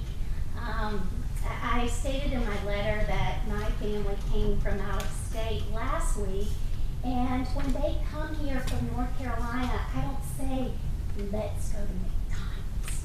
You know what we did? I took my dad, you've got to go to Wilson's. We went there. Of course, we had to go to Dietz's and get the pretzels and the ice cream. We walked downtown to Main Street Deli. You know, our visitors from out of town, they want to stroll South Main Street. They stop and take photos of our homes. They want to ask me, you know, who built your home? I also live in this historic district right here on Main Street. But I just feel like the little man is gonna get hurt. The local hometown places that really make Findlay unique. I just think that they're really gonna get hurt by bringing in an international chain that, just doesn't have the investment in the town that so many of us do. So, I also listed, all those other reasons, the healthy, the fact that it's not a healthy choice. The lighting, one of your own, McDonald's folks talked about the garbage. I will say, one of my sons had a detention at St. Michael's way back for throwing shoes in the gym locker room. Some boys will be boys. And his punishment, I gave him a garbage bag, and he and I walked up and down Main Street and picked up garbage. And I can tell you from my front yard, there's Little Caesars napkins, pizza boxes, Speedway, what do you call those great big drinks they have? Big Gulp or whatever. I can't tell you how much garbage we picked up from Lima to 6th Street, and that's without a McDonald's. So garbage bothers me as well. But just wanted to say, as a local business owner, as someone who's invested in Main Street, in our historic district, I have a business. My family has renovated 2 buildings downtown, and we live on Main Street. So I guess I have a personal interest, and as a business owner and as a resident of South Main Street. So I am strongly opposed to this, and I hope you will be too. Thank you. All right, is that it? We're all good? All right, would the applicant like to give some comments? Yes, thank you, Mayor. First of all, this is a significant investment for McDonald's and the Ball family. This will create 65 jobs. Frankly, the house that is issues on a lot that's about 40 feet wide, and it was acquired out of foreclosure, so we're aware of the condition of it. We think this would be an improvement. Most of the improvements on that property will be, in fact, landscaping and some parking. More importantly, we listen to the community. McDonald's wants to be a good neighbor. A lot of issues were raised about traffic. We didn't get any specific traffic engineering comments or data back from staff. We would like to consult with our traffic consultant about some of the comments that were made and see if we could address those, particularly the method of the curb cut installations in the 3 locations that were mentioned. We think that would be helpful. And we'd like an opportunity to address the traffic concerns that were raised, because we couldn't do that from just finding out about a lot of them just last week. Again, this is an important opportunity for Findlay to look at, critically, but we think we might be able to address some of the issues that were raised. We are eliminating 1 curb cut on Main Street, and the other curb cut, we could look at that access issue and, in general, address some of the other comments that were made. There's a lot of questions were raised. We think we could answer them, but I think it would be appreciated if we could be given the time to do so in a very thoughtful manner. Some of the questions were general and subjective. Some were pretty specific, especially about the traffic. So I request that we be given an opportunity to come back and that the matter be tabled until we can get some of that additional data and information to the commission. I appreciate those comments. So obviously this is kind of when we discuss, and I guess, when we're looking at the planning process, we have a number of steps we go through, right? Today, we're looking at 2 different items that would impact the potential plan. We're not looking at a specific site plan. We're not looking at those components. We're determining whether it makes sense for the property to be rezoned for consideration in a development, as well as the alley. I think as I've been looking at this, as I've been hearing with the community and looking at the staff report, I'm inclined to vote against the rezoning. I think that when you look at the commercial property, we can get creative, and if you guys want to continue to evaluate that, then that's your prerogative. But I think continuing to have that buffer and protect the neighborhood as much as possible is what we're looking at today. And given that it's not consistent with the land use plan as well, further kind of supports that thought process. So that's where I'm at the moment. Other thoughts, feedback from the commission?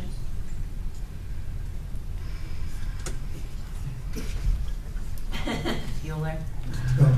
Just to kind of echo that, at what point do we draw the line if we continue to change zoning as we continue to migrate into residential areas? So that's a concern of mine at petition and accepting this petition moving forward. So I think the buffer's there for a reason. We want to migrate into the residential areas. I agree with all that. I'm willing to put a motion out if we're ready, but Dan, two, or Jackie, have other thoughts or things you'd like to add? I was just gonna say, the migration into residential areas, that definitely is a concern. And I think the gentleman that talked about the speedway across the street and that migration, it's on. Yeah. That migration also, I think, kind of proves the point, helps prove the point, not in favor of expanding the commercial area right here. So. I would also add, sorry Dan, I didn't mean to cut you off. I would also add, kind of going back to my prior comment, when I do think, again, as we're looking at the neighborhood, as we're trying to protect that, I don't think a drive-through makes sense in this area. I think there are other properties within that region that, I understand needing a couple of food options on the south end, but I think that there's a more effective way to do it. I see you'd like to make a comment. I'm gonna have Dan and then the applicant. Well, looking at the proposed plan, you can do traffic studies, but I think the site itself is going to be very difficult to exit. You've got 24 people in the stacking in the drive-through lane potentially, and you've got all the parking. Matt, you might want to go up to the site plan.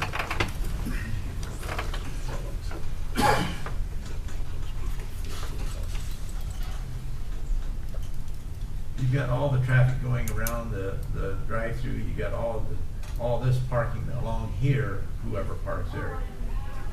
I don't see any of this traffic going back around the building to come out over here and not likely here. That's going to focus 90% of the traffic out to this exit here. And a traffic study, I just don't think is going to give me any tools to say, well, that works okay. So I think I would add the inbound traffic to get in line for the drive-through has to go through that same place too. Right. You can't use the other exits to get in unless you're going to go around the building. People won't do that. Sorry. And the fact that this doesn't totally fit into the C1 commercial district in itself, I would have a hard time supporting this project even if we had a traffic study. Do you want to make some remarks? Yeah, if I could. Thank you, Chair. The site plan even is very preliminary, so what I'm trying to say is that we want to be a good neighbor. We want to really look at this carefully and thoughtfully. So the tabling is because we want to make sure that this could be a good fit for Findlay. Some of those issues you raised are good examples, but we have to have a traffic engineer that we can sell. The McDonald's is a pretty successful business and is pretty conscientious about safety issues like that.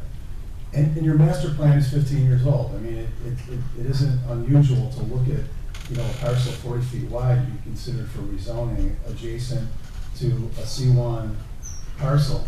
We could try to shoehorn it in so we don't have a rezoning issue, but we don't think that's a good idea. We want to make it a site that everybody's going to be proud of at the end of the day, and it's going to be a nice facility. McDonald's has spent a lot of time in looking at things like that, and this site plan is very preliminary. So many of the issues raised, we think we could potentially address, but we appreciate time to do that. Most of the comments that were made in writing that we saw even from staff were very general, And we would just ask for the opportunity. You could always say no, right? You could always say no, but we'd like to spend the time because, you know, you've got a great operator in the Ball family here in Findlay, and we think that given the nature of the business that was there, did have drive-throughs and has been vacant for a period of time, and all we ask for is that opportunity. It's our first time to meet everybody, meet the neighbors, and we hope we could at least be given that opportunity. For me, it goes way beyond just the traffic, though. So you can study that you're still going to have creep into the residential neighborhood. That's not going to change. You're still going to have intensity of use. You're going to have more traffic. Now, maybe you can manipulate around the site better, but there's still going to be more traffic there. Can we break those two down though? Because aren't there businesses even to the west of the site before you get to Cooper Tire? I mean, I'm not sure. You've got some vacant lots. You've got a transfer station. I'm just saying, to say that it's creep going that way, I'm not sure. And we're not building on it. We're trying to create a buffer, so that's the end point for this particular use of property. Do you follow me? In other words, I don't look at we're going farther. We're trying to protect that line with the buffering that we're installing there. That's my comment to that first statement. So we're going to have additional noise. We're going to have additional litter. We're still going to have safety issues from the increased traffic. And I just don't think we want to develop our historic Main Street and commercialize it. I just don't think we want to develop in that direction. And those are the. I mean, I know we can study the site more and the traffic studies and all that, but I think there's so many more issues. It just doesn't fit, in my opinion. So, Commissioner, just the existing use allows restaurants, it allows bakeries, it allows convenience stores, it allows bookstores, it allows coffee shops, it allows dry cleaners. You could put a Dollar General there, you could put a Family Dollar there, you could put other convenience stores there, you could put a restaurant without, a drive-through there. Those are uses that have already been designated for the property. They're all commercial uses. And so I just think that what I'm asking for is just a tabling so we can just look at it critically and see it. Maybe we'll reach a conclusion that it's too problematic and the community's not gonna follow a plan that we think would make sense. But I think there are a lot of changes we can still make. It's our first opportunity to meet with you, and I would just say,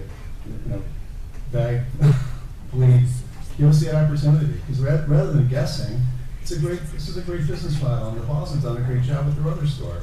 And I just think it's one of those things that some comments that were made were very subjective and it might be somewhat unfair. But all we want is an opportunity to really look at this, and given the comments that we just got in the last week to review, we would just appreciate an opportunity to do that. You could always say no. It's not like it's going to change anything. If that's your view, you can't address those concerns raised by the community, because some of them were good comments. And we think we should be given the opportunity to address them with a professional and in a thoughtful way. That's all I'm saying. Thank you. So, I guess for rezoning, we don't require a site plan. So Right. we're Right. trying, and I appreciate that there's two ways to go about it. One, be upfront with what you want to do, which I appreciate. That's what you guys are doing. At the same time, the question at hand is not if we should build a McDonald's. It's should we rezone, should we move commercial, one lot over? And that's kind of the question. And then I do have sympathy for the residents who are very involved in this to table it for another month. And for them, some of them, this is very concerning, and to drag that out. So those are my comments. Most rezonings, we don't have a site plan, and we just kind of, it's more discussion, not details, not traffic. It's the overall, does it meet the land use plan? And then I often caution planning commission, think of the worst thing that could be built there, because we can't put a condition on rezoning. We can't rezone this and say only build a McDonald's. We can say, or only build this, so those are just some of the comments that I have. And just clarification for everyone in case it was a confusion. The property, this is currently C1. The request is to rezone the property to C1 from residential.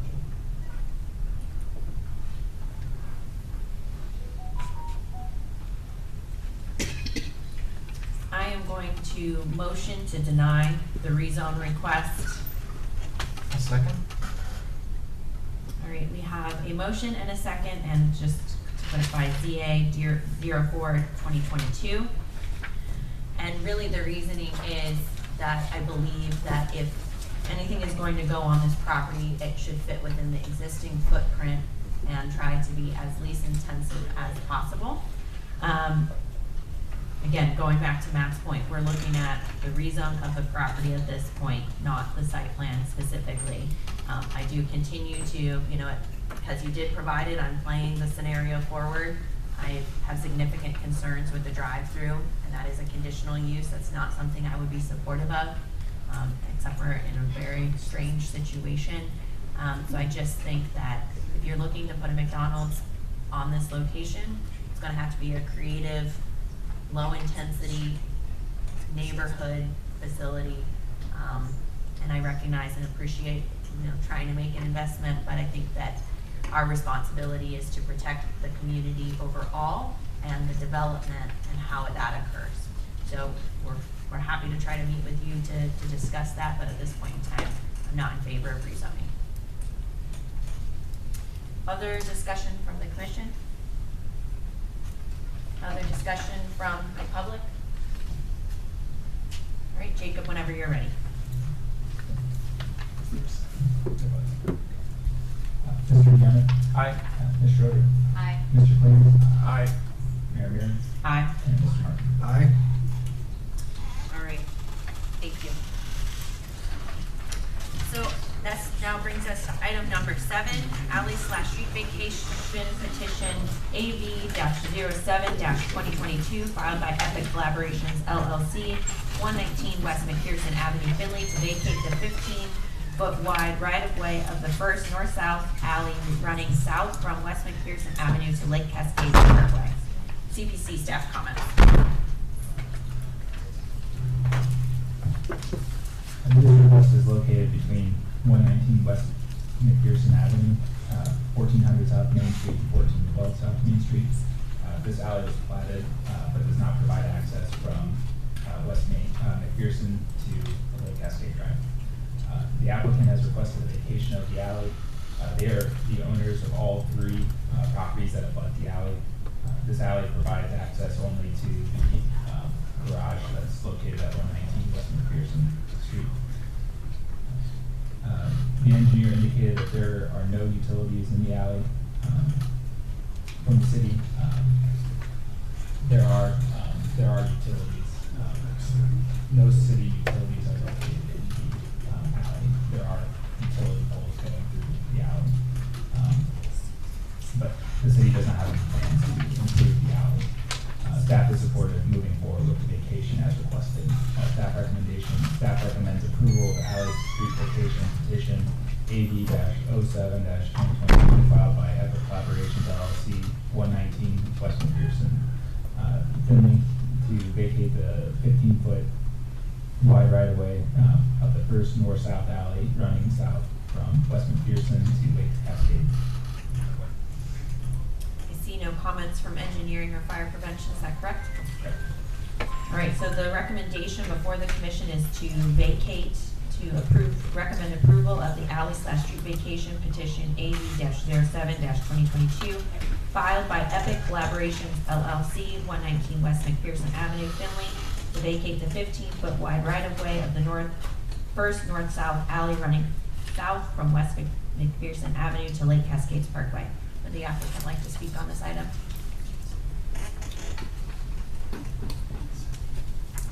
Yes, given the fact that we're still interested in pursuing a discussion and given the history of the property, we still request a vacation. I think it makes sense. It's pretty logical given the condition. As you can see, it's not improved whatsoever. It's not been used by the public for decades, and it would make sense to vacate it still.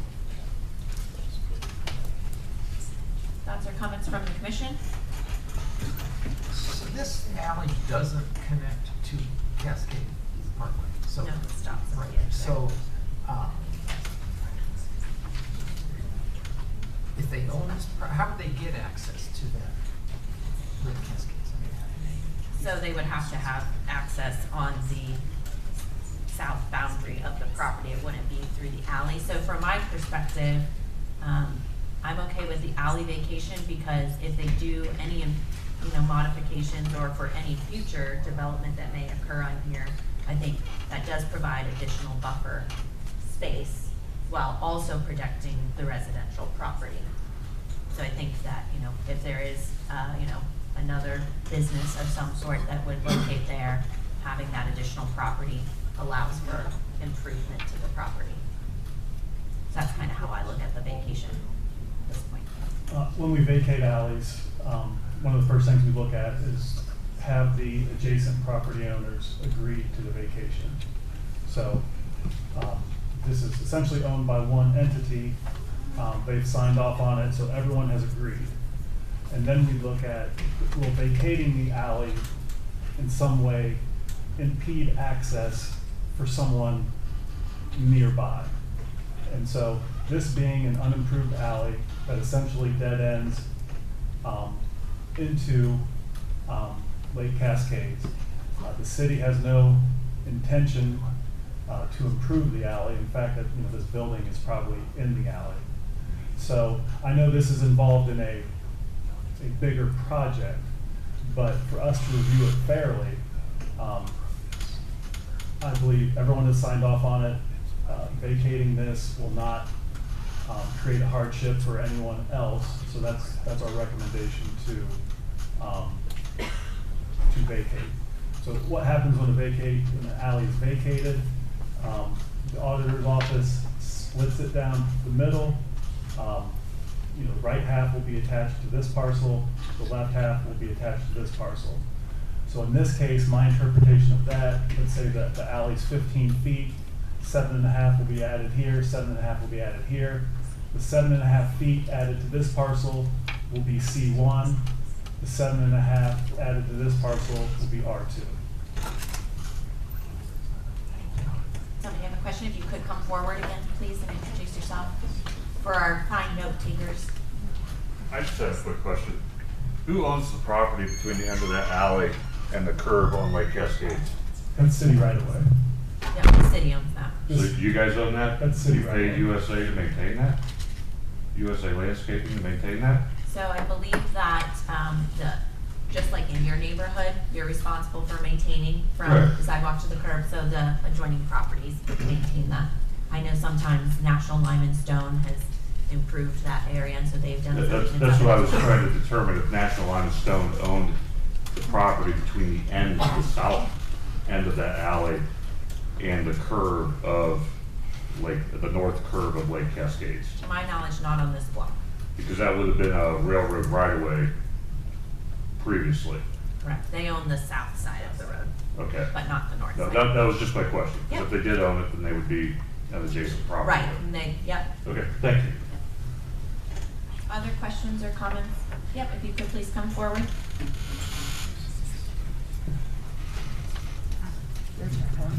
Kathy Wygan again. Looking at that picture and then going back to the staff general information, it says the alley was platted but does not provide access to West Mcpherson. Are we clear that that is only to be vacated to that line there, or does it go to Lake Cascades? It would be the area as This, shown. this is city right away. So the city right away goes from here all the way over to here. But staff recommendations printed as of whenever you printed this up, it says that it will extend to Lake Cascade Parkway. So that's leaving C1 on the corner there to still go and vacate and make access to that road, still talking about the traffic issues. The vacation would, and maybe it was poorly described, but the vacation is simply from this right of way to this right of way. Okay. And in the opening, at least the opening statement on my CPC staff comments, that first paragraph, last letter, or last sentence, the alley was platted but does not provide access from West Mcpherson to Lake Cascades Drive. Does not. Right, but right below it, the staff recommendations, it says running from to. Because that's just the Okay. legal boundary Okay. of the property. Super. Well, the other comment too, and I don't know if it's included in this at this point, when it is C1, there is fencing and tree lines and things like that that are supposed to be addressed when it's against a residential area, and that has not been noted, and if you need to go ahead and vacate That only applies to new projects to it, so they would not be required, correct me if I'm wrong, because they are not making any modifications to the property at this time, they would not be required to add any additional improvements along the west side at this time. And then the petition, it said that if it's rezoning request involves more than one parcel, it is supposed to ask owners of at least 50%. Now, wouldn't that also include the people right across the street, the one way who owns property on the corner maybe, or I think there's another house right across the street. Wouldn't that have included these people instead of only having Epic Basin as two of the owners asked? No, because they're not requesting to go north of that property boundary, those are the only abutting properties. Okay, thank you. Yep. Other questions or comments? Yes. Okay, if you could please come forward and introduce yourself. You guys always hide over there and then I can't see who's. We're hiding in the corner. I know what you're doing over there. As long as you're not throwing things. I understand the idea of vacating the alley. But if in that drawing we were looking at for McDonald's, turn the building sideways and get 15 more feet of C1, it would fit. They can make it fit. So abandoning the alley has the advantage of a property that's not actually maintained by anybody. I actually mow it. Sure, I understand that. I mean, there is a, there's a sense of fair play in that we would vacate this for anyone else in the same situation. Yeah, and I understand that. But it raises the other question that brought us all here. And so by doing what we're doing, we're not closing off the problem we've already seen and has been addressed in great measure here today. I would just hope that after this action is taken, that the consideration given to you by the residents would be taken into consideration if McDonald's, for example, came back and said, we can fit that if we turn it the other way. Because, the last thing we looked at were those parking spots on the bottom. Sure. Turn it, and it'll fit. And, this is on the rezoning, that's where we made a recommendation, and this will be a recommendation. Yeah. City council ultimately makes the final Right. decision on this. And I think we all recognize that. So, And again, I think the process as well is they would have to come back for site plan review and consideration, and again, a drive-through is a conditional use. So Yes. it can be, it would have to be separately considered and is revocable. Right, and I understand that. I just want to point out that this opens one of your petitioner's issues. Well, let us come back and reshuffle our ideas. So, thank you. Thank you. Other questions or comments?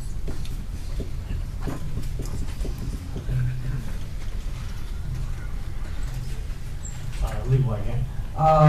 Being that this alley is currently green space, would it be possible to vacate the alley and add all that space to the residential lot next door as opposed to additional C1 zoning area?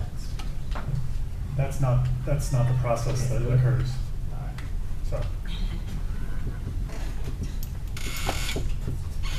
All right, seeing no further discussion, I will motion to recommend approval to council for alley/street vacation petition AV-07-2022 filed by Epic Collaborations LLC, 119 West Mcpherson Avenue, Findlay, to vacate the 15-foot wide right-of-way of the first north-south alley running south from West Mcpherson Avenue to Lake Cascades. Second? Any other discussion?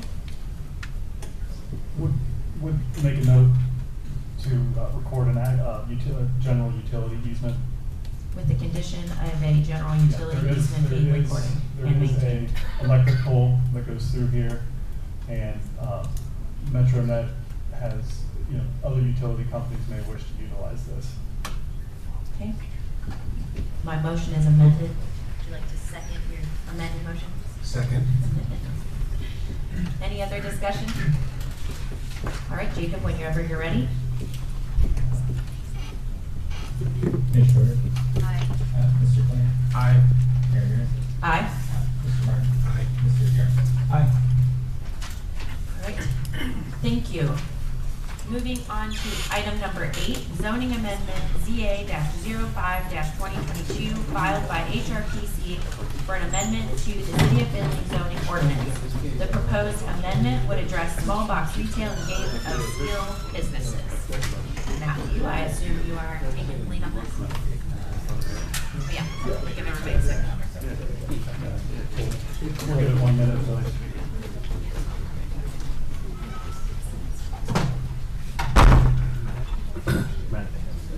Are they aware that it goes to PNG?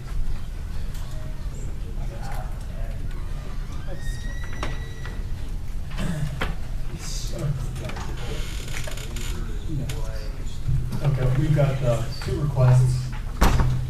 One is a zoning amendment, and one is a request for a moratorium on said items of small box retail and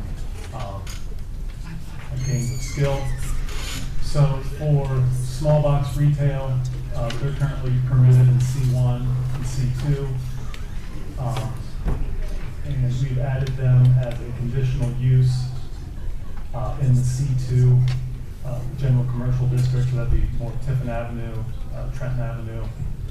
So we've added it as a conditional use only in C2, not in C1. And then we add this definition, or add these requirements. They can't be built within 1 mile radius from any other small box retail store. And it puts a cap at not to exceed 1 per every 10,000 or portion thereof of the population of the city. I think this 1 per 10,000 has kind of rubbed a few people the wrong way. To me, that's the least important part of this change. To me, the most important part of this change is not permitting them in the C1 district and allowing them in the C2 district. We have a bank on the north side. Well, that's not small. That's for the next item. But we currently have $8 type stores in the city of Findlay. As I've mentioned before, they are welcome in our community. I just think there's a difference in the density that industry wishes to have versus what I think is beneficial to the city of Findlay. This isn't official. I don't have it cited. I believe it was Time or Wall Street Journal that said 44% of the stores built in 2021 were dollar thrift stores. And 44% of all the stores in the United States that were built in 2021 were dollar or thrift stores. So, and I'll be honest, this McDonald's project kind of it was one of the factors that brought this to light and to my attention. My concern was, if not McDonald's, then what could it be? And I don't think a game of skill or a dollar store would be a better alternative for the site. So that's what we did for small box retail. We added definition. And a lot of this, I compared this to several other cities, and this is very similar. very similar to what other cities have put in place. Hey Matt, real quick on that. When you were looking at other communities, did they define between a franchise or locally owned? Like I don't think there really are many like locally owned kind of dollar stores from the standpoint of, I'm trying to think of like what, say Ben Franklin's when it was up and running, if it had kind of been that thrift store environment rather than a Dollar Tree. Like, are you able to distinguish those or not really? I think it's dangerous when you go into the type of ownership.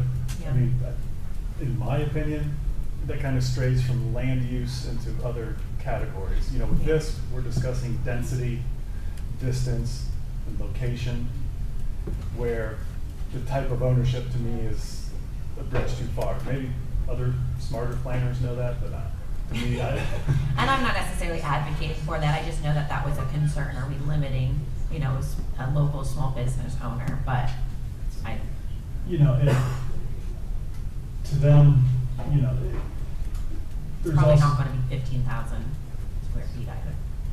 well, less than 15,000. So, and then to me, with every definition, there's some interpretation. So, I'm not too worried that we're going to have unintended consequences of catching the wrong business with our definition. My only question about that is, especially with some of the written part of what we were handed mentioned thrift stores as well. I just wanted to make sure that the definition doesn't make it clear that I assume like the Salvation Army would not be counted here as a small box. Correct. If I'm looking at the definition, I would say they don't continuously. I would like to. It's very tricky, and I think every word of the definition is meaningful.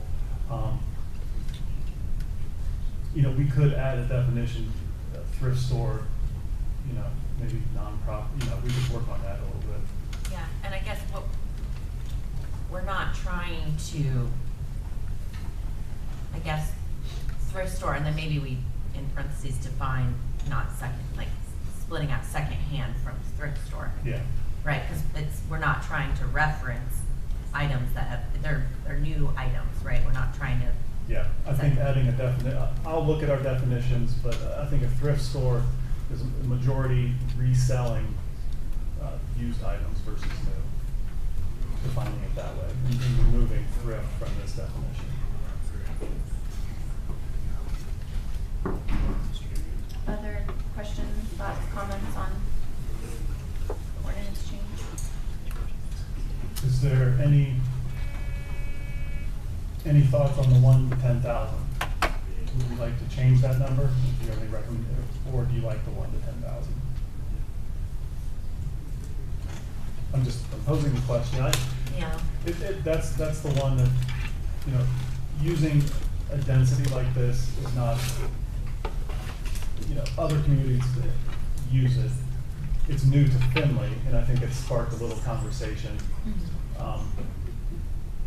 So if, for example, a Dollar General facility now changed to a Dollar Tree, would that be grandfathered in and be able to continue to operate as such? Or would it have to remain the same owner to be grandfathered in? I don't know that question. I don't know. I think it would be permitted to change. Eric is nodding at you. Yeah, I agree with Eric that, just changing, and they haven't stopped, if they stopped operating for 2 years, right, then I think they would lose that. You're saying all the right things, Matt. Okay. Yeah, then I'm more comfortable with keeping that one per 10,000, because I feel like, again, we do have a pretty high density of them currently, and I wouldn't want it to cause them to disappear necessarily inadvertently, but I also don't think we need more added. Okay. I agree with the 1 in 10,000. I think that's a reasonable. Next up, or Just real quick, for consistency's sake, was there anyone in the public that wanted to speak for or against this item? Sorry. If it's so easily applicable to add additional uses and add additional items to the ordinances, why can't we look further into the C1 designation and differentiate between fast food and regular restaurants? Perhaps. I don't know how that works, but it's something to think about. Thank you. I think that probably kind of goes back to the chain franchise ownership type that may get complicated. But we are looking at our zoning ordinance frequently.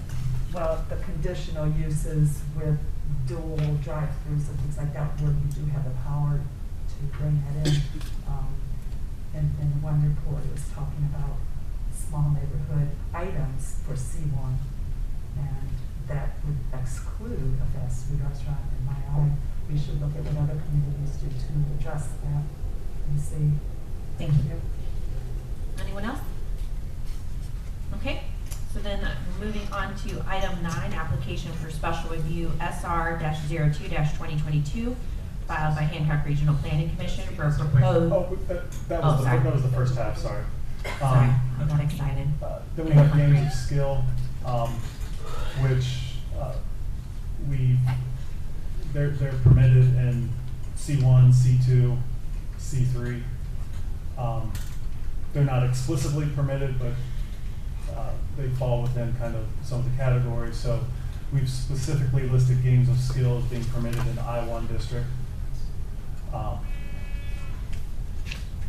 We currently have 6 games of skill in the city of Findlay. That changes on a monthly basis. They're very transient businesses. They come and go very quickly. If you're not familiar with games of skill, the Ohio Gaming Commission allows the games of skill businesses. They are essentially the ones we have in town. All the games within the facility have some tiny portion of skill involved in them, and that crosses the line from gambling to a game of skill. You can't win more than $10 on any one play of the game. You receive vouchers or gift cards as a reward for winning the game of skill. We did, the FBI and the Findlay Police Department did raid one of these facilities in the recent past for money laundering out of Chicago. So, I feel like that we need to think carefully as we try to shape the perception of our city and where we allow these. I think the cities that we aspire to be like don't have games of skill everywhere. That's just, I guess, a blunt statement. So we moved them to the I1 district. We put the density limitation of 1 per 10,000, and also have 500 feet, shall not be located within 500 feet of residential zone property. And then we refer to the Ohio Revised Code's definition of a skilled game. So where, for example, would be the I1 where this would be appropriate? We have the north end, the north side, County Road 99 is almost all I1. Okay. Tall Timbers is I1. We have quite a bit of I1 spread throughout the city. Okay. Our latest map update reduced that by about 500 parcels. So north side, east side, or west side, north side of town, west side of town, there's some industrial areas. So you just want them out of the residential areas? Well, Out of in some ways, I liken it to how a lot of cities address adult businesses or adult entertainment, in that you just can't say it's not permitted anywhere in the city. but you permit it in what you hope is the least impact to the residents. Being I1. Is that the way ours reads on adult entertainment? In some ways, yeah. There's a lot of other qualifiers, and honestly, I've never had an application, so I haven't dug into our adult entertainment Maybe we should. ordinance. All right. So my only concern with this is the possibility that then these businesses could just go right outside the city limits and set up shop.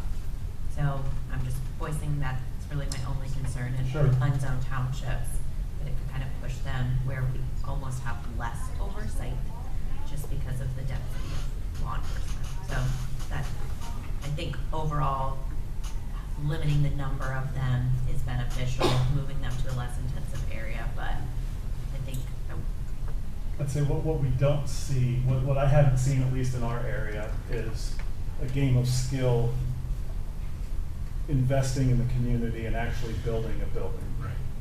true. Like I said, the ones we have are very transient.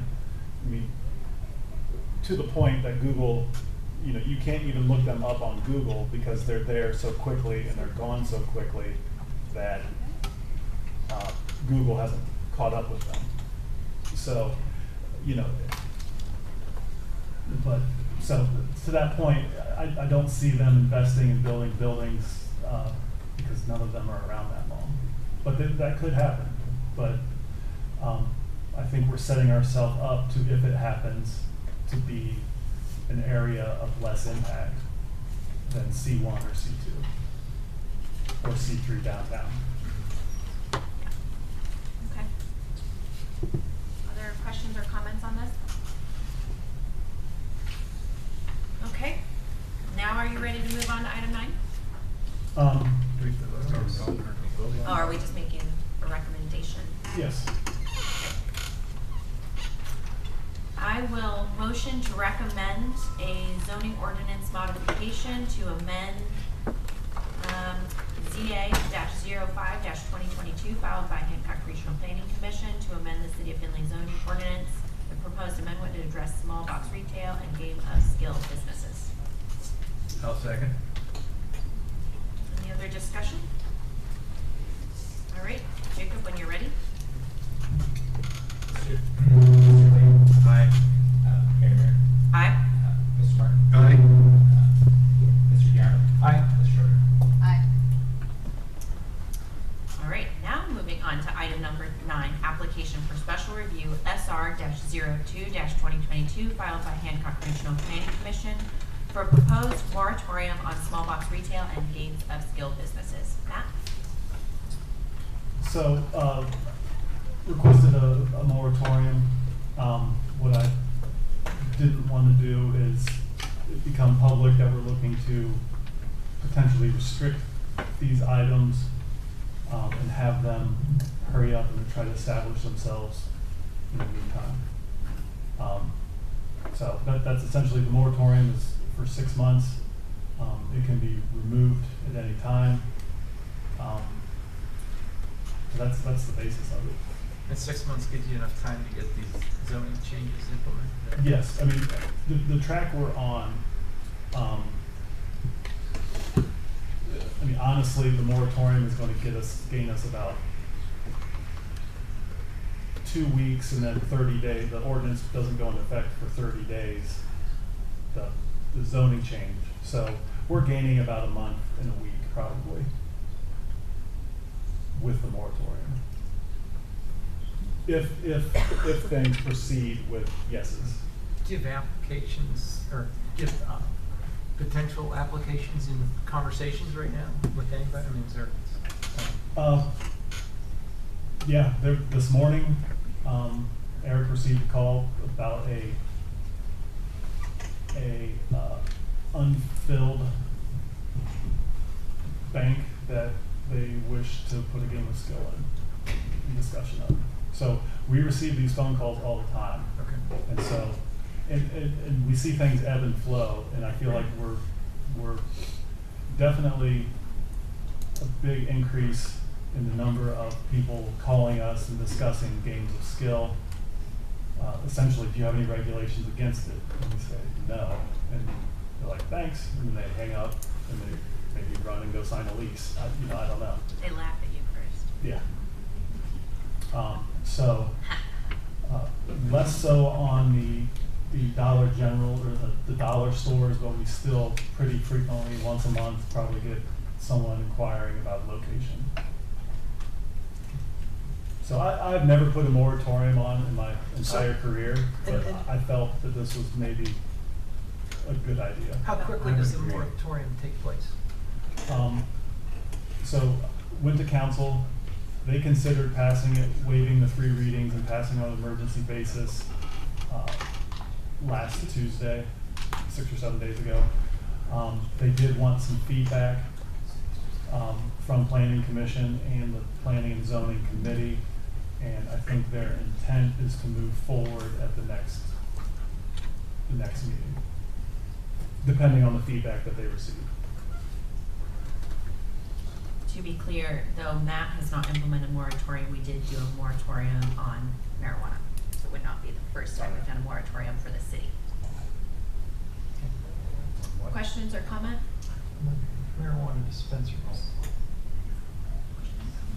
I like the idea of the moratorium just so we can have time to pause, not rushing. It's not a race for people to try to get ahead of this, and it gives us time to have thorough conversation. So it makes sense just to pause to get it right. Because we don't know how the conversations about these zoning amendments will go. Correct. Holly, you can come forward and introduce yourself. I'm glad I saw myself in. City Councilwoman Holly Frischy, First Ward. I have had quite a few phone calls. The biggest concern is the small box and defining that clearly when there was some talk about a Hallmark store versus a dollar store versus the folks that buy pallets and resell them and things like that. At the last council meeting, we did have a discussion for the moratorium, and it did not pass on emergency to do that. My biggest concern is the effect on small box, but the skill-based situation with games of skill, I see a definite need to address that because we do have negative impacts of some of these games of skill coming into our community and being transient. We don't really need that negative part coming in. So for myself at this point, for a moratorium, I would be more up for the games of skill, but I would still be having that discussion with people with small box. People called me this morning saying people like having them close to their neighborhoods for that quick gallon of milk and so forth. I'm also an insurance agent, and they're starting to deal with the Dollar Generals to address seniors to be able to get their healthy groceries and over-the-counter items.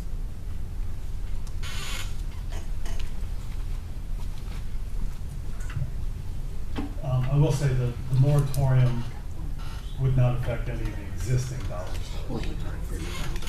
And I agree, the dollar store, sometimes dollar stores do move into existing facilities. We saw that at Family Video. But in general, they usually build, and the site plan takes time and all that. So I agree that the chances of a small box coming in the next couple weeks or months is less, but I just thought we should, and like I said, I made my comments, if McDonald's, we don't know the future of McDonald's, but if that didn't go through, the idea of a Dollar General there is not an appealing one for myself. Matt, would it make sense to Councilwoman Frischy's point for us to do 2 separate moratoriums, one for small box retail and one for skill games? If council wanted to move forward with the skill games one at this Tuesday meeting, that would allow us 2 additional weeks to evaluate the language for the small box retail so that we make sure that we're calling out some of those specifics and don't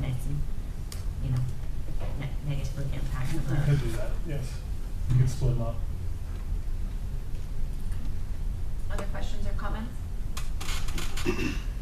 Right, I will make a motion to approve or support SR 02-2022 filed by HRPC for a proposed moratorium on small box retail and games of skills with the condition that they be split into two separate pieces of legislation to go before council. Second? I have a motion and a second. Any other discussion? All right, I Jake. guess I understand what you're doing here, but I guess I think I would be a little more inclined to just do them both together. But since the motion's on the table, why won't we proceed with that? I guess it gives council options at least. Yeah, they may still pass both of them at Tuesday night at the same time, or they may give themselves a little more time. So, all right, we have a motion and a second. Jacob, whenever you're ready. Aaron, you ready? Aye. Mr. Martin? Aye. Mr. Campbell? Aye. Mr. Schroeder? Aye. And Mr. Finger? Aye. Thanks, Jacob. All right, seeing no other items, the whatever day today is, October 13th, 2022 meeting of the Findlay City Planning Commission is adjourned. Good, I have a good meeting. The planning and zoning meeting will start in 15 minutes in this room. Better stretch quick, Matt.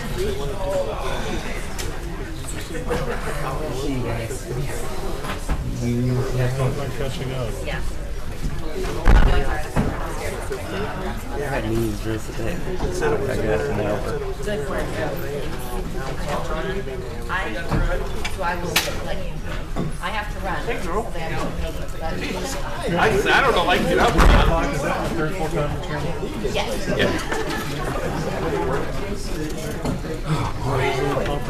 Huh? Somebody's glasses are still in here, right? No, I understand. Always happens. What are we doing now? Thank you.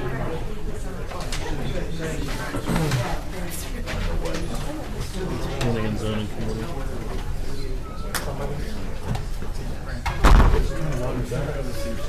I don't know. I just haven't.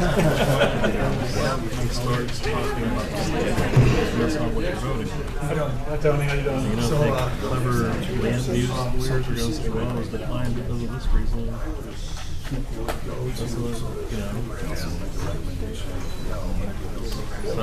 So what are we doing now? Well, it's up to you if you want to stick around and have some couple of questions for you. Planning and zoning, so you never know. That's your baby. Grant's not here. I have to. You give me permission to leave? Did you get dismissed? I told him to stay, but he said no. No, they keep filing an appeal.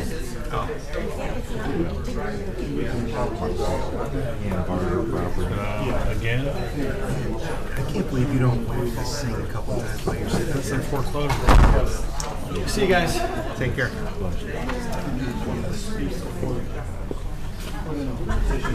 There's another accident.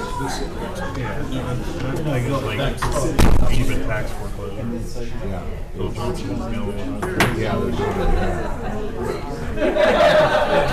Those are $200 a day all those